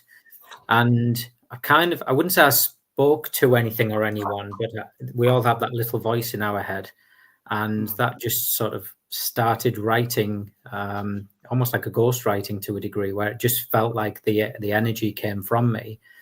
And I started helping a family member. That's what probably triggered it very recently. It's my wife's uncle. And unfortunately, he's been diagnosed with motor neurons disease. And they've told him roughly how much time he has left. And I kind of started helping him. and he was asking me certain things, whether that be about property or how to get things in order. And he was fairly well prepared and had things in order, but it just made me reflect back inward of what I've got prepared and how ready am I, and just about my life. So the book had started organically creating itself through my journaling, about things and thoughts about my father, his death, and then my sister. I'd gone through some challenges after my father had died with his partner. So that triggered me to, again, get certain things in order with affairs and financials and various things practically. And I just kind of felt that there was something in me that I could use this knowledge, this experience, to perhaps help others. So I just started creating initially just some notes, and then it became a little bit of a guide. So it was almost like a to-do list. And then that to-do list grew into, is that something I can help people within my client coaching? So I've had a few clients where they were dealing with grief or a person dying because I'd had that experience. So the book kind of automatically started to grow in size. And then it was dealt with for about a year and a half. It was probably a bit like a personal journal that I then just left. And then obviously I met William Plange through the No Human is Useless, through the High Net Worth HNC group. William and I chatted about his conference. I obviously followed him and his book. And I said to him, I'd love to read it. How did it work? What did you do? And he said, you should try it sometime. And obviously then I realized that he and you were connected. And yeah, so then he invited me along to the conference and said, if you didn't have a book, do you have one? I said, well, actually, I've been working on one for probably a year and a half to 2 years now. And he said, well, would you like to get it finished in time for the conference? So that probably gave me the rocket, the impetus to give me the kick up the bum to actually start the book again and really turn it into something. So initially, I think it was probably going to be like a program or a training or some kind of coaching program where I could create something to help other people. And then I thought, well, actually, it's starting to feel like a book now because there's chapters and it's creating itself into different topics and different titles. And this couldn't just be a training course because, to coach somebody through this process would probably take months, if not longer. And so the book in itself was organic. You and I had our first conversation many months ago. And when we met, we talked about the process, what was required. I felt, I'll be honest, I had a little bit of probably imposter syndrome where I thought I'm not good enough or I can't write a book. And I was nervous and, kind of, oh, no, I'm not an author. And these people that write books, they're amazing and they're special and talented. And I have a family member, my sister-in-law, she's written 3 books and she's super, super clever, very talented, wrote some amazing stuff. And I'm kind of in awe of her and anyone else that's an author. So I'll be honest, I didn't really feel as though I could place myself on a bookshelf physiologically or physically or metaphorically. I didn't feel probably worthy to a degree. So there was a question of doubt. And I'll be honest, both yourself and William helped me with that in terms of the practical sense. But then people like my wife and friends like Gary and others who heard me talking about this book actually gave me the confidence and the self-belief to say, just go for it, if you believe you can help other people. So that again helped me. So I just do want to give a special mention to those people that have helped me along the way. My wife, Hurley, Gary, a friend called Alfie, those particularly have helped me along that way. But so then, yes, we spoke. I passed it to the editor. I'll be honest, I thought she was going to completely tear it apart and say, this is trash. It's terrible. This isn't a book. It's awful. How dare you? Never darken my door again. You're not an author. And, yeah. I have to laugh. Yeah, she said quite the opposite. Yeah, well, exactly one of the best books I've ever read is what she said. Well, thank you. She came back and said book, right? She said it was really good and wasn't many changes. And I was kind of like, have you read the right book? So then you and I spoke again and we talked further about the production. And then I kind of thought that sort of, oh shit moment of this suddenly feels real, that actually what was in here and the experience I've had is now in here. And it's come to physical pages. But again, I have to say again to both Alexis and then my wife for reading it and helping me read through it, for then condensing it. to help me get it right, then I'm truly grateful to Haley, my wife, and I'll be forever grateful for her in my life. Yeah, no, you are one of those people now, Scott, whether you like it or not, mate. You're now one of the clever ones who writes books. Now, Jay, thank you so much, Jay. Jay says, congratulations, Thanks, best Jeff. wishes on your author journey, because it is an author journey. It's a process, right? Yeah. It's what's in your head. It goes on a computer somewhere, and then we'll turn it into a book. It sounds like magic, but it's work. It's work all the way, right? So like we talked about a couple of days ago, the weekend. You've read this book about 10 times since I got hold of it. Yes. So I did make my authors read the book several times, and and maybe many times we'll see something we didn't see before. You'd be surprised, my friend. You'd be surprised. Yeah, I think it's the piece like anywhere we said, I mentioned in the book about will you die with your music still inside you? And it's that question that I would put to everyone. If you believe there's something that's yearning or burning inside of you to do something to, like you say, quit that job, take that relationship, ask that person to marry you, buy that ticket, take that flight journey, just do it. And for me, it was the book was, there's a part legacy there as well, I'll be honest, because now it's forever and my children will get to see that forever. It's not necessarily the kudos about the published author, although I'm confident and happy to stand on stage on Sunday. It won't faze me in that respect. I'll be proud to stand there and help other people. But ultimately, it's leaving that legacy. It's leaving a mark, and it's it's something that will be there forever. Ultimately, so it's encapsulated within the life and the time scale of life that will happen. But so I'm truly grateful for that, and. Yes, I would urge anyone that's thinking of doing something, whether you're writing a book, singing a song, writing a poem, applying for that audition, just do it. Just do it. Yeah, totally agree. My sister has joined me, and wow. Welcome, Julie. Confirmation, Julie. No one gets away from me. So this is my sister. Yes, I'm saying no, and no one gets away from me, Scott. Everyone, my family get berated as well. Where's it come from? Welcome, Thanks, Julie. Thank you for joining me. I appreciate that. Yeah, thank you for joining us from Facebook, especially. So you're my Facebook friend of the day. My YouTube friends, and I said there are a few of them on right now. So please do like today's video, comment, just say something. We're not too keen on emojis. Say something, right? And then subscribe to my channel if you haven't done so already. I'm sure you have, right? And look, and those who are watching on replay, do connect with Scott. The link to buy the book is in the description below. Yeah, on YouTube, it's always below. I tell you something that's been amazing about this book and this bestseller, Scott. And thankfully I kept quiet. My distaste for those videos that I record on the phone that way,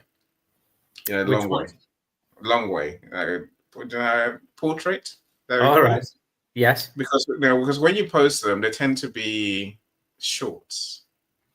So normally I berate my friends, my clients, I tell them, don't send me one of those. Send me a landscape video. I want one that's wide that fits the whole screen. Much like this, okay. Right? But you sent me shorts, Scott. All of them were shorts. That's my children. I've had more views. Yes, your children. But no, I've had more views than ever. Thousands. Wow. That's nice. So what have we done? 4 videos? Yes, 4 now. Yes. If not 5, and when you open the box, we'll talk about that in a minute, right? 5 videos. Right. Yes. I've got thousands of views. Thousands. Wow. I don't respect views that much because I want people who actually engage and be like Jay, be more like Jay, man. I bought the book early this morning here in the US. Those who watch shows don't buy books, do they? I don't know. But you've had my YouTube numbers for sure, so I'll take it, right? That's a lesson for me. Don't berate those who send you shorts, always.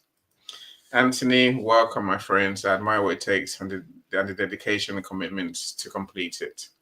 I have 7.7K worth of a book I started last year. I haven't touched it for months. Anthony, you know what to do, my friend. He's clearly bugging you. get back to writing, man. Get back to writing. Just write a bit, you know. Look, as a publisher doing what I do, I think, you know, I will talk about this one day in my book to business room. You know, create a process. Half an hour a day is all you need. Half an hour, if it starts of your day, middle of your day, or end of your day, set aside half an hour. You know, I said, I want to preach, have a consistent routine. You know, you could easily write once a week, or you know, something like that, or twice a week, right? So it's better to have a bit where you add a bit every day. You know, some days you're going to add a lot more than half an hour. Other days you might just do the half an hour. But at least you know. And you know, the reason I say all that is because I think it helps to keep in the flow. You know, it's even when I have people to write their books, the hardest thing is restarting after you stop. It's the hardest thing because, you know, you're thinking something else. You know, your mind is, you know, you've zoned out. Yeah. Whereas if you do consistent almost every day, you stay in the zone. On screen, any joiners on screen. Who? Let people see you while you're talking. Oh yeah, they're looking at you. No, I'm quite. I can talk quite happily. There he is. No one needs to see me. I'm still here. Right? I'm like the ghost in the background. Yeah, Anthony. Now get back to it, my friend. And I hope you bought the books. Same as you, Mr. Sean. Glad you're here, my friend. Regard to my love friend. I'm so glad you're here. So I've written 5 chapters so far of a plan of 18. That's pretty good going, right? That's good going. I'm sure, you know. So I need to stay focused. Exactly that. And as LinkedIn user says, a page a day method works around the busiest of schedules. And just a page a day. You know, some days you write a lot more than a page. You know, but you know, as long as you're moving forward, like I said, staying in the zone and keeping your mind, you know, on the book, on the topic, on the book, you know, things just flow much better. If you know better than we do, my friends, then please do come now. You're more than welcome to share with me. Like I said, I will discuss this in one of my book to business rooms, and you're welcome to come and share with us your experiences. Gladys, you're the best. Gladys, love you, Gladys. You are the best. Thank you. Yay! You cheered me up. Of course, Jay. I know you bought yours this morning. So thank you so much, my friend. So Jay says you can also look to your LinkedIn community for help in writing your book. I hear there's a several strategies on the platform called Jay Pasqua. Him, yeah. It's also a best-selling author thanks to any. What's that? Yes. Right. Again, Jay has felt that any thunderstorm on book launch day. I think for me, if I may share from my own personal experience, it being my debut, was about giving it a reason. So that although it was a pressure, that obviously knowing that Ghana was coming and the No Human is Useless conference, it gave me something to work towards. So what I would say is certainly anybody in there, Sean, and other apologies, it was somebody else, Anthony Austin, is give yourself a deadline.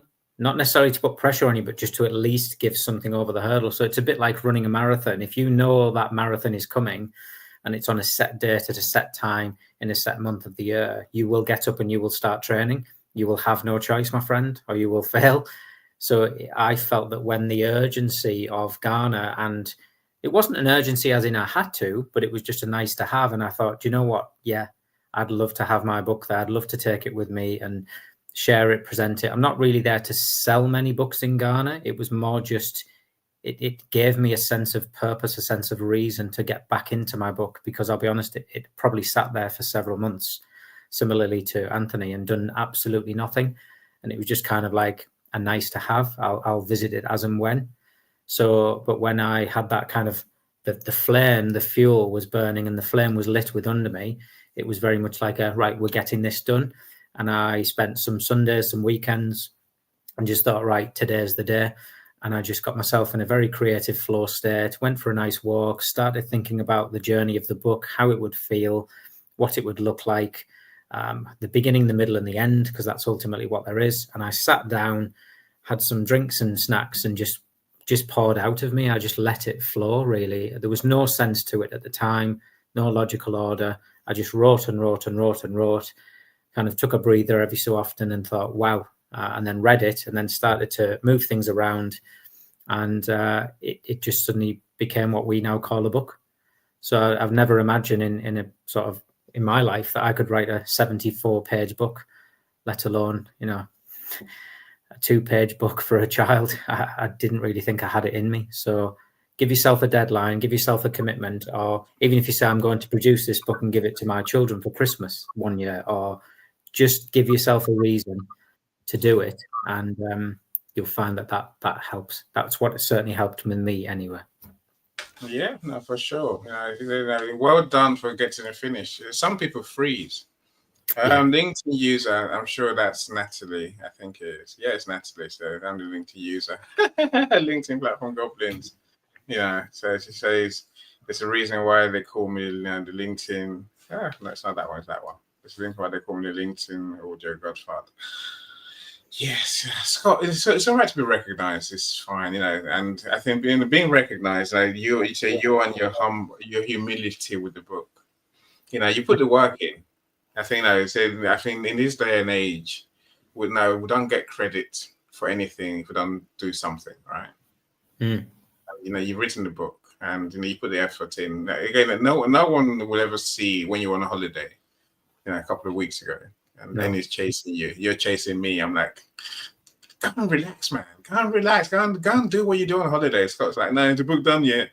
I got my laptop. I'm ready to. I'm like, here we go. So that gave me a chase up. I agree. But some people do freeze. They freeze instead, right? They literally, they lose the mojo that you need to carry on. Yeah, and I felt that way. I lost mine for a while because it wasn't for anybody. It was for me. It wasn't like I was going to an event and I had to present it, or I was writing an essay paper that had to be in by a deadline, or you know, it wasn't for any reason. And that's what I said, because there was no importance or significance behind it or priority. I just felt that it's just sitting there. So that fire in the belly came, and yes, for me, life rewards action takers is a saying of mine and many others. But it's a clear evidence that recently messaged a friend and said, I'm working on my book, I'm off to Ghana, busy with that, I've just been renovating a house, and they were just like, what? Oh, you don't do things by half? And I said, I've absolutely loved it. So it hasn't been stressful at all. I've loved the journey. Yes, it's been a few long nights and late evenings and early mornings, bed 1 and 2 o'clock in the morning, because you seem to come alive at night and message me. I'm exhausted, and you're just like, let's do this and let's jump on that. I'd love to apologize, but I can't. No. When it gets dark, I wake up. Daytime, I struggle. Daytime like this, and I'm like, I need a nap. And I tend to have a nap, but once it gets dark, maybe because the time is going, right? That's your thing. That's your body clock. Yeah, absolutely. When it's all over, I'll have a very long sleep. Tonight, I think you get to have a long sleep. Maybe tomorrow, maybe not tonight, maybe tomorrow. Well, then I have to prepare for my flight, so we just go again, don't we? So September. Visa. Yeah, he's here. We're good to go. There's nothing. I think the last thing I have to do is book my car parking at Heathrow. Ditto, but not Heathrow, because then I'm in the wrong airport. It's a long way to come to your airport. I tell you that for nothing. So I ain't doing that. I'm going for Heathrow. It's still 5 hours away, by the way. So but I'm looking forward to it. I'm sure you are too, right? I am. Now, I mean, I was looking forward to both, but it was me, William was sort of saying, can I have your slides? Can you send me some music choices? When's your flight? And I was just like, yeah, I know that's important to you, but I've been asked to finish. The book. He's giving me these timescales. And then obviously Amazon said that your book won't be ready in time. And we were just like, no. So, yes. I mean, you said that there was no stress, but the Amazon bit must be stressful, right? It was, because it's like anything in life. You can't control anything. The only thing you can control are your thoughts. So when we got stressed, I think I sent you a message one day, didn't I? And I just said, you know what? Que sera, sera. What will be. If the books arrive in time, it's meant to be. If they don't, then it is what it is. I'll have a picture of it. We'll maybe have the proof. I can promote it at Ghana. ultimately they're not my audience. I'm not going there for that reason to make money or sell books. I'm there to support and help William. But at the same time, there is a platform and a stage there for me to give me the opportunity. But yeah, I just think I had the mindset of, if it arrives, it arrives. If it doesn't, it doesn't. So my visa was late. That wasn't coming. I've ordered some wear to wear on the stage, which has my brand, which is Man in the Mirror. So I have some polo shirts and caps and hats. And then there was the book, and everything was due either today or tomorrow. And then we fly at 8 o'clock on Friday morning. So there was no time. There was literally no time. And I just said, do you know what? If my visa turns up, it's meant to be, because without my visa, my passport's not here, my yellow fever, card's not there. I don't have any ID. My books aren't ready. So if again, the universe, whatever it is, if it's meant to be, it's meant to be. If I'm meant to go to Ghana, so be it. My books will arrive if they're meant to. My workwear will arrive if it's meant to. And so will my visa. And lo and behold, books arrived yesterday, 22 of them. There's another batch coming imminently. The visa arrived this morning in the post. And then my branded wear arrived about 3 o'clock today. So I am ready. Yeah, we're good to go. We're good to go. Jay, the drill sergeant, indeed. So but I think I enjoy that bit, because there's a reason I do what I do, right? And that's why the Amazon story. Amazon is a beast onto its own self, right? Yeah. Our stress was simply this, my friend, in case you're wondering. So we were ready to order the proof copies on the 2nd, I believe. Yes. So what was I tell you? We ordered the proof copies on the 2nd, and I almost fell off my chair when Amazon said it's going to come on the 9th. I'm like, what the hell? Because I was counting from the 9th to. It normally takes 10 days to get your first print copies. And after that, it's Amazon normally delivery. But the first batch is always 10 days. And then so me and Scott was sitting there, 8th comes, 9th comes, and then Scott gets a message saying it's not coming until the 15th. Scott's like, it's not gonna happen. I'm like, Scott, believe, Jay, I'm a drill sergeant, but with positivity. Someone told me today, be more positive. I'm like, you don't know how positive I am. You must not know. You haven't listened hard enough, right? I'm like, Scott, let's be hopeful, because the real books might come before the print copy comes, and that's what we're looking at. And so when Scott said, what will be, I'm like, yeah, there's a good way of looking at it, but it's possible. And just our luck, Amazon said yes, that's what's going to happen. And like, okay, if you say so. And that's what happened, right? Absolutely. Very bizarre. Good for us. Well done you. Yeah. Thank you. We're hanging in there. It takes nerves of steel. Yeah. And because all along the way, I mean, even on the bestseller thing now, there's on the bestseller campaign. I was deeply upset this morning. Yes, I was on Amazon's case. I was on a chat with them saying and I've been on the chat with them a few times. I was on a chat with them a few days ago when when they wouldn't publish the book. So the book's there, and every so often it says publishing, and then suddenly it reverts back to no. I'm like, Amazon, stop doing this to us. I'm like, what's going on? They're like, oh, well, we don't like the spine. I'm like, okay, I don't like the spine either. So I'll change the spine then. Yeah. Now today, the categories I wanted for a bestseller were not showing. Amazon just didn't have it activated. So I'm on the chat with Amazon again. They're like, no, the categories are there. They're definitely there. I'm like, show me. And they sent me a screenshot. I'm like, okay, fine. You said they're there, right? Okay, so I have to believe they're there.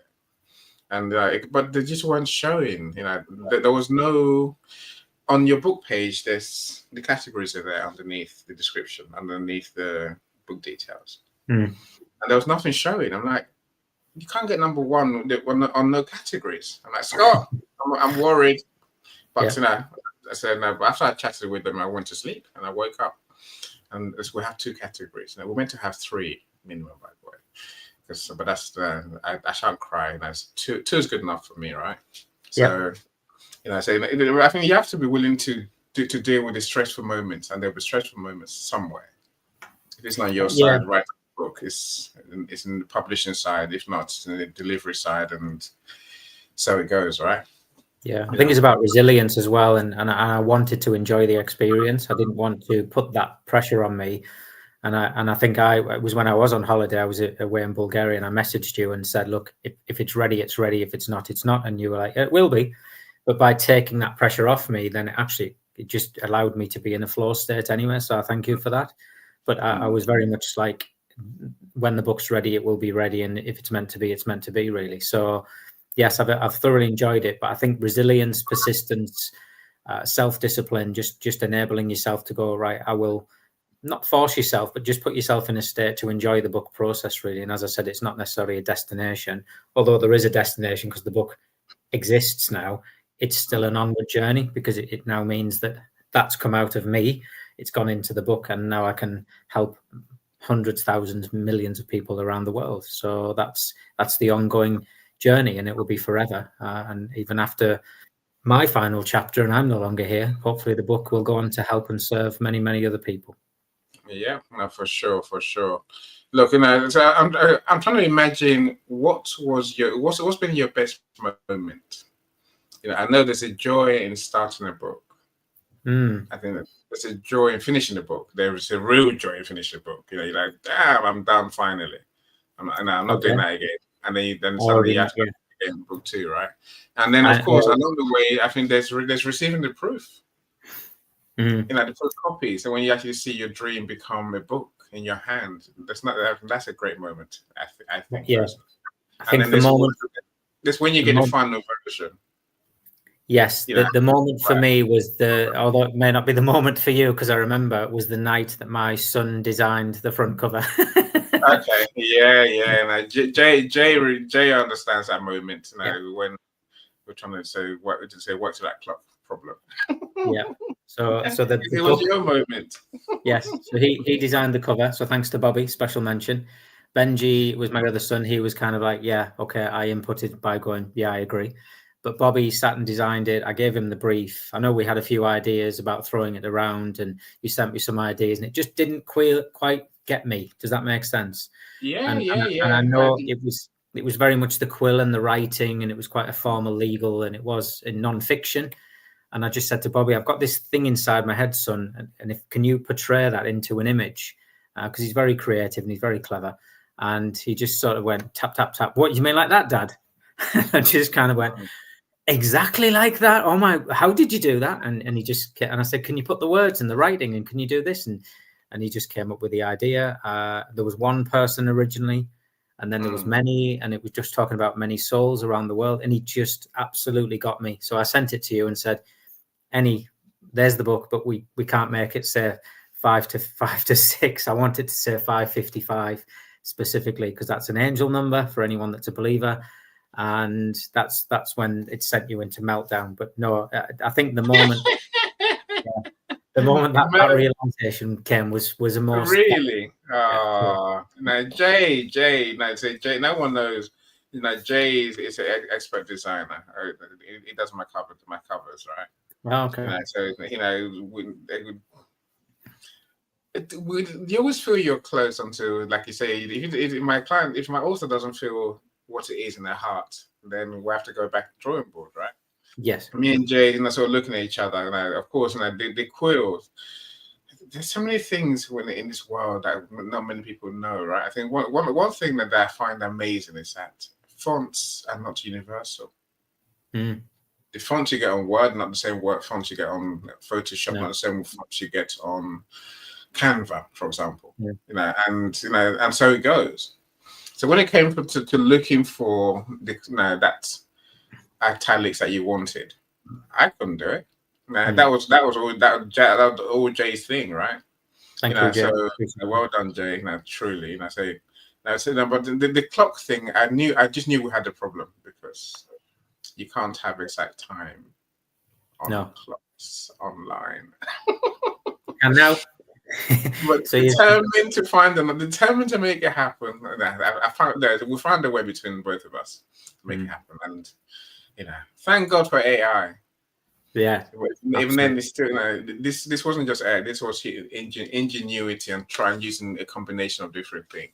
Yeah, I think I wanted it to look part fiction as well. I wanted it to stand out. I didn't want it to be so, although it has that air of fiction about it. I quite liked that if it ever does sit on a physical bookshelf, that it will look like a fiction book, but actually there's a lot more behind it. So it's very similar to it kind of, very mirrors who I am as a person in that respect. That although I like the humor and have fun, then as a life coach, you deal with some very serious life events that people find traumatic, but you're not there to mock them or humor them. But yeah, for me, it was that moment. And then when my son filmed me, there's a video of it when he filmed me, and I said, "Tell me when you're ready." And he said, "Well, I'm already filming, Dad." And I'm like, "Oh, okay."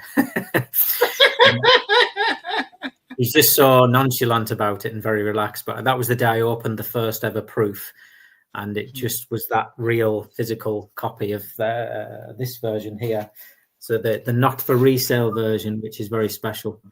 So that's kind of one of one, but one of two. You have a copy and I have a copy. So, I wait till you get really famous, and I'll sell mine.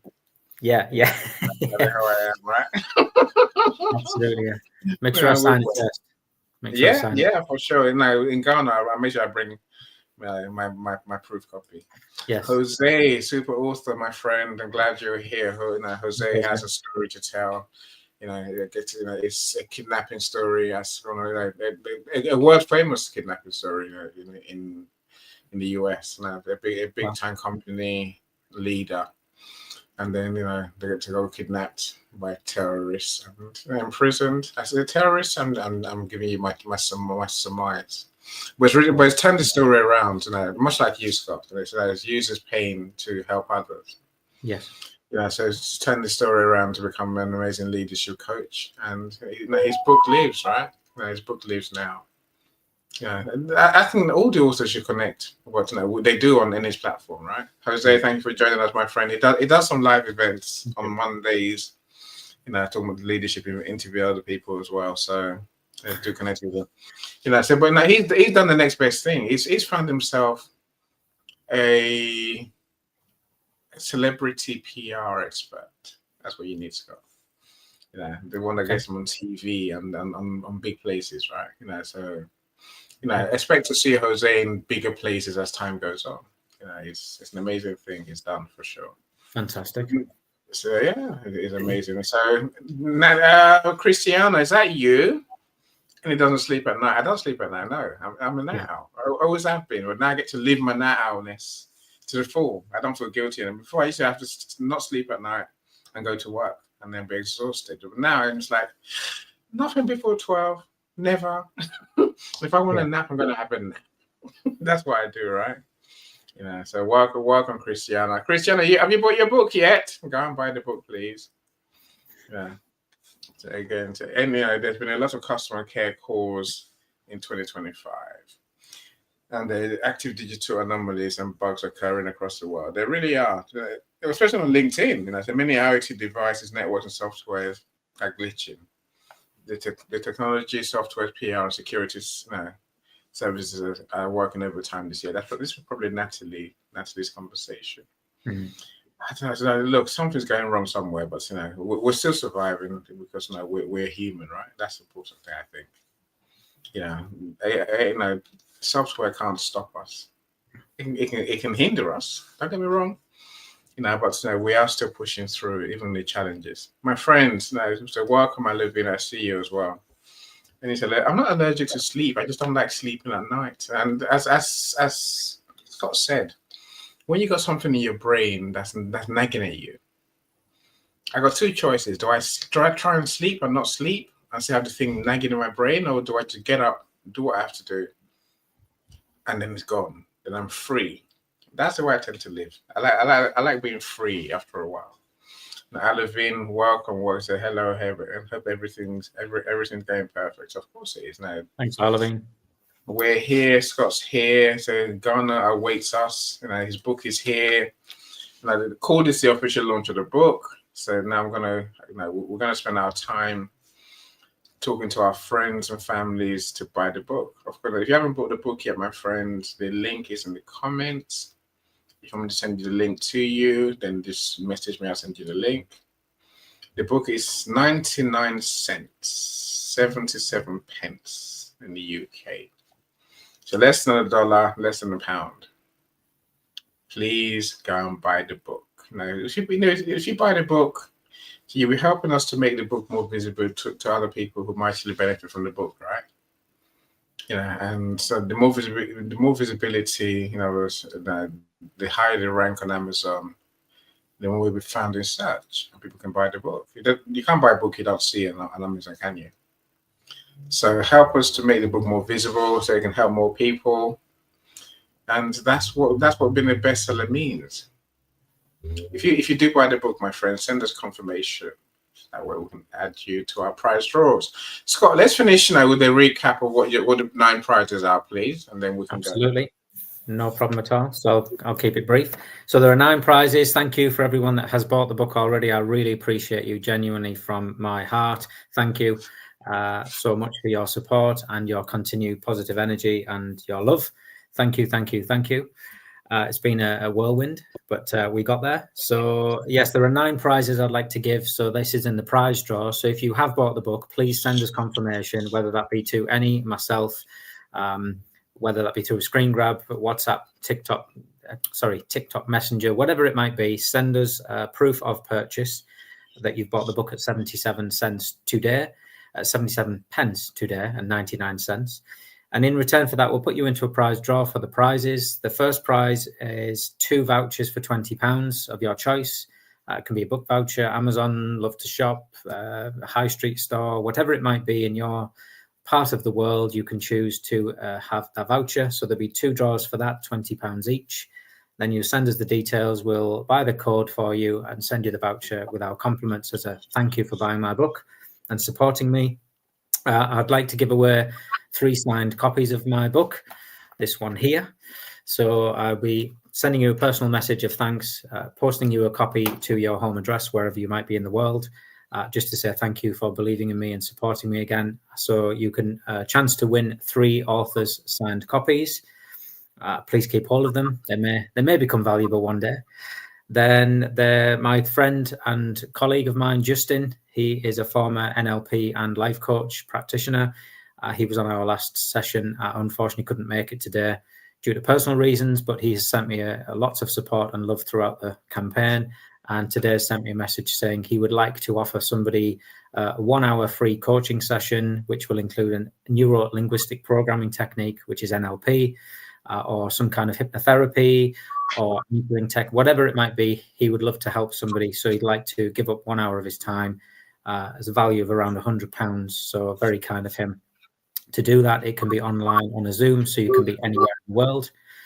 So that's good. And then the final one is from myself personally, where I'd like to give 3 of those gifts. So it's 3 hours worth of coaching with me to 3 separate people. So 3 1-hour sessions.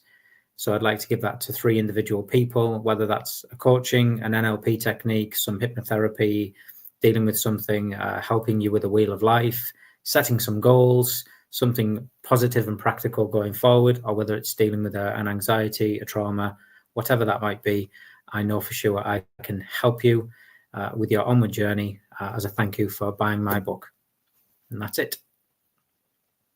Awesome.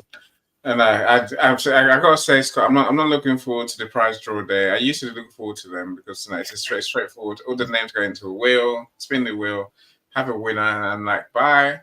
That's a winner. Scott, you deal with that, right? This time I'm gonna be doing 9 draws, 9 spin the wheels. Okay, no, it's what we've got to do, Scott. No, you're being very generous. That's what I'll say for sure, right? Thank you. And but it is a thank you to all those who buy the book today. So you send us a screenshot, and we'd love to say thank you with a gift. That's what the prizes are really. Mm-hmm.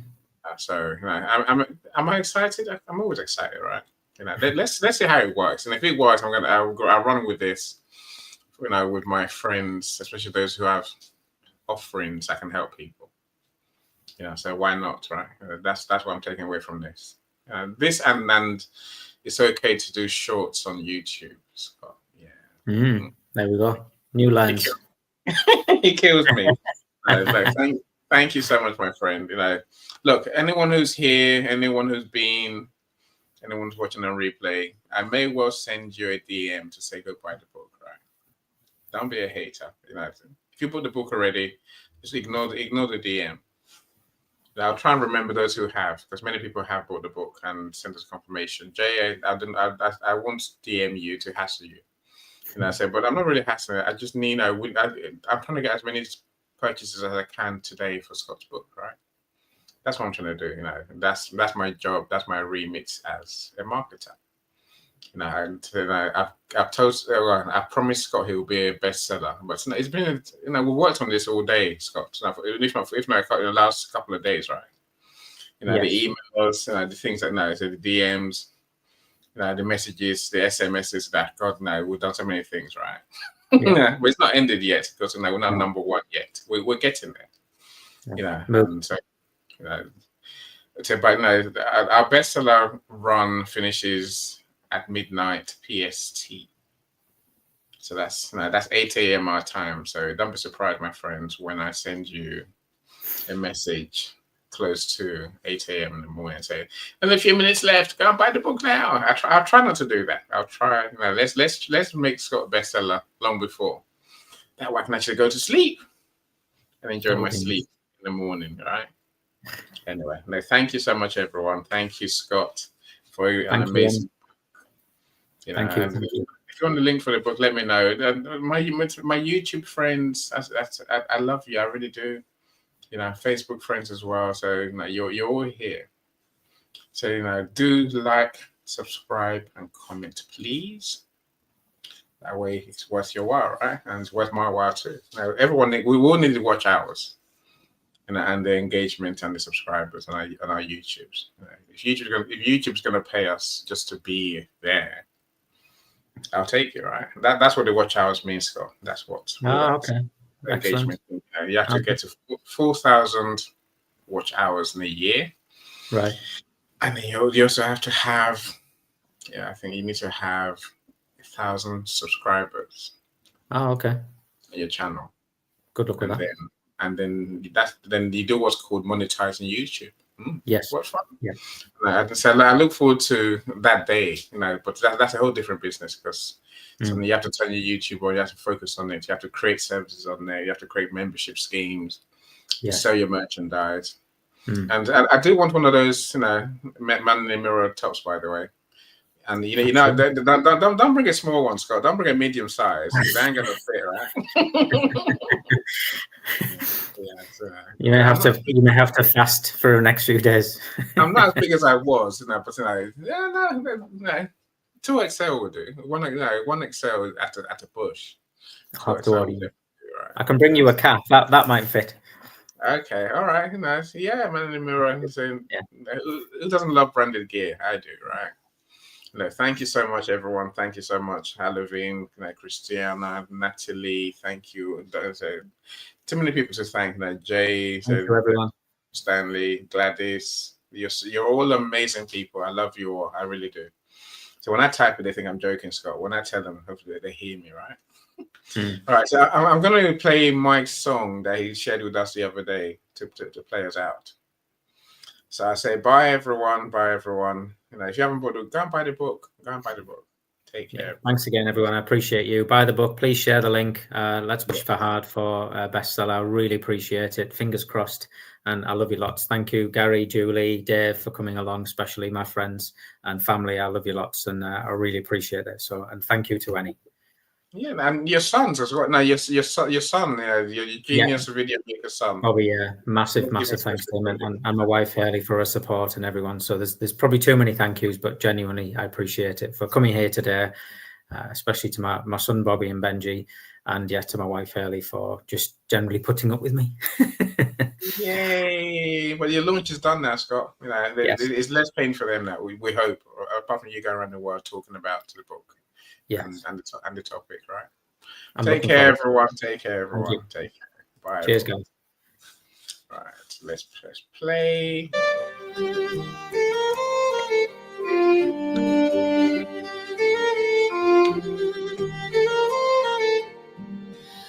Oh, so young as the new kid here, you found me sitting all alone.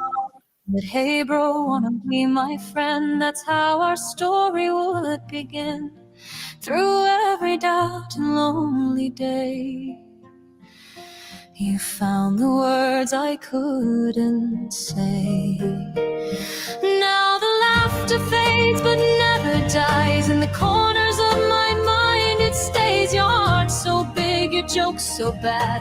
The best friend that I ever had. Though cancer took you far too soon, I still hear echoes of your voice.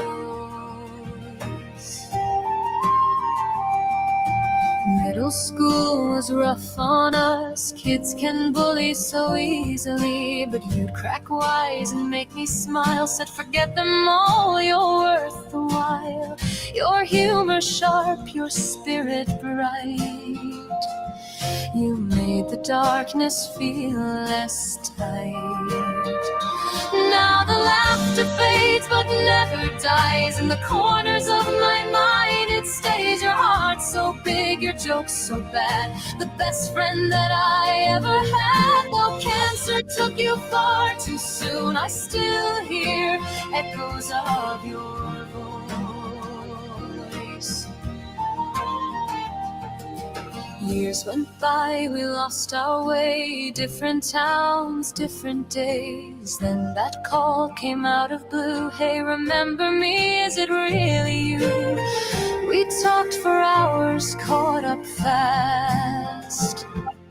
Grateful that we'd found our past.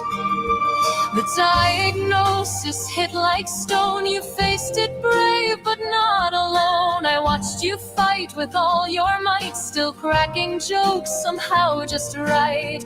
Your courage taught me how to be a better man eternally.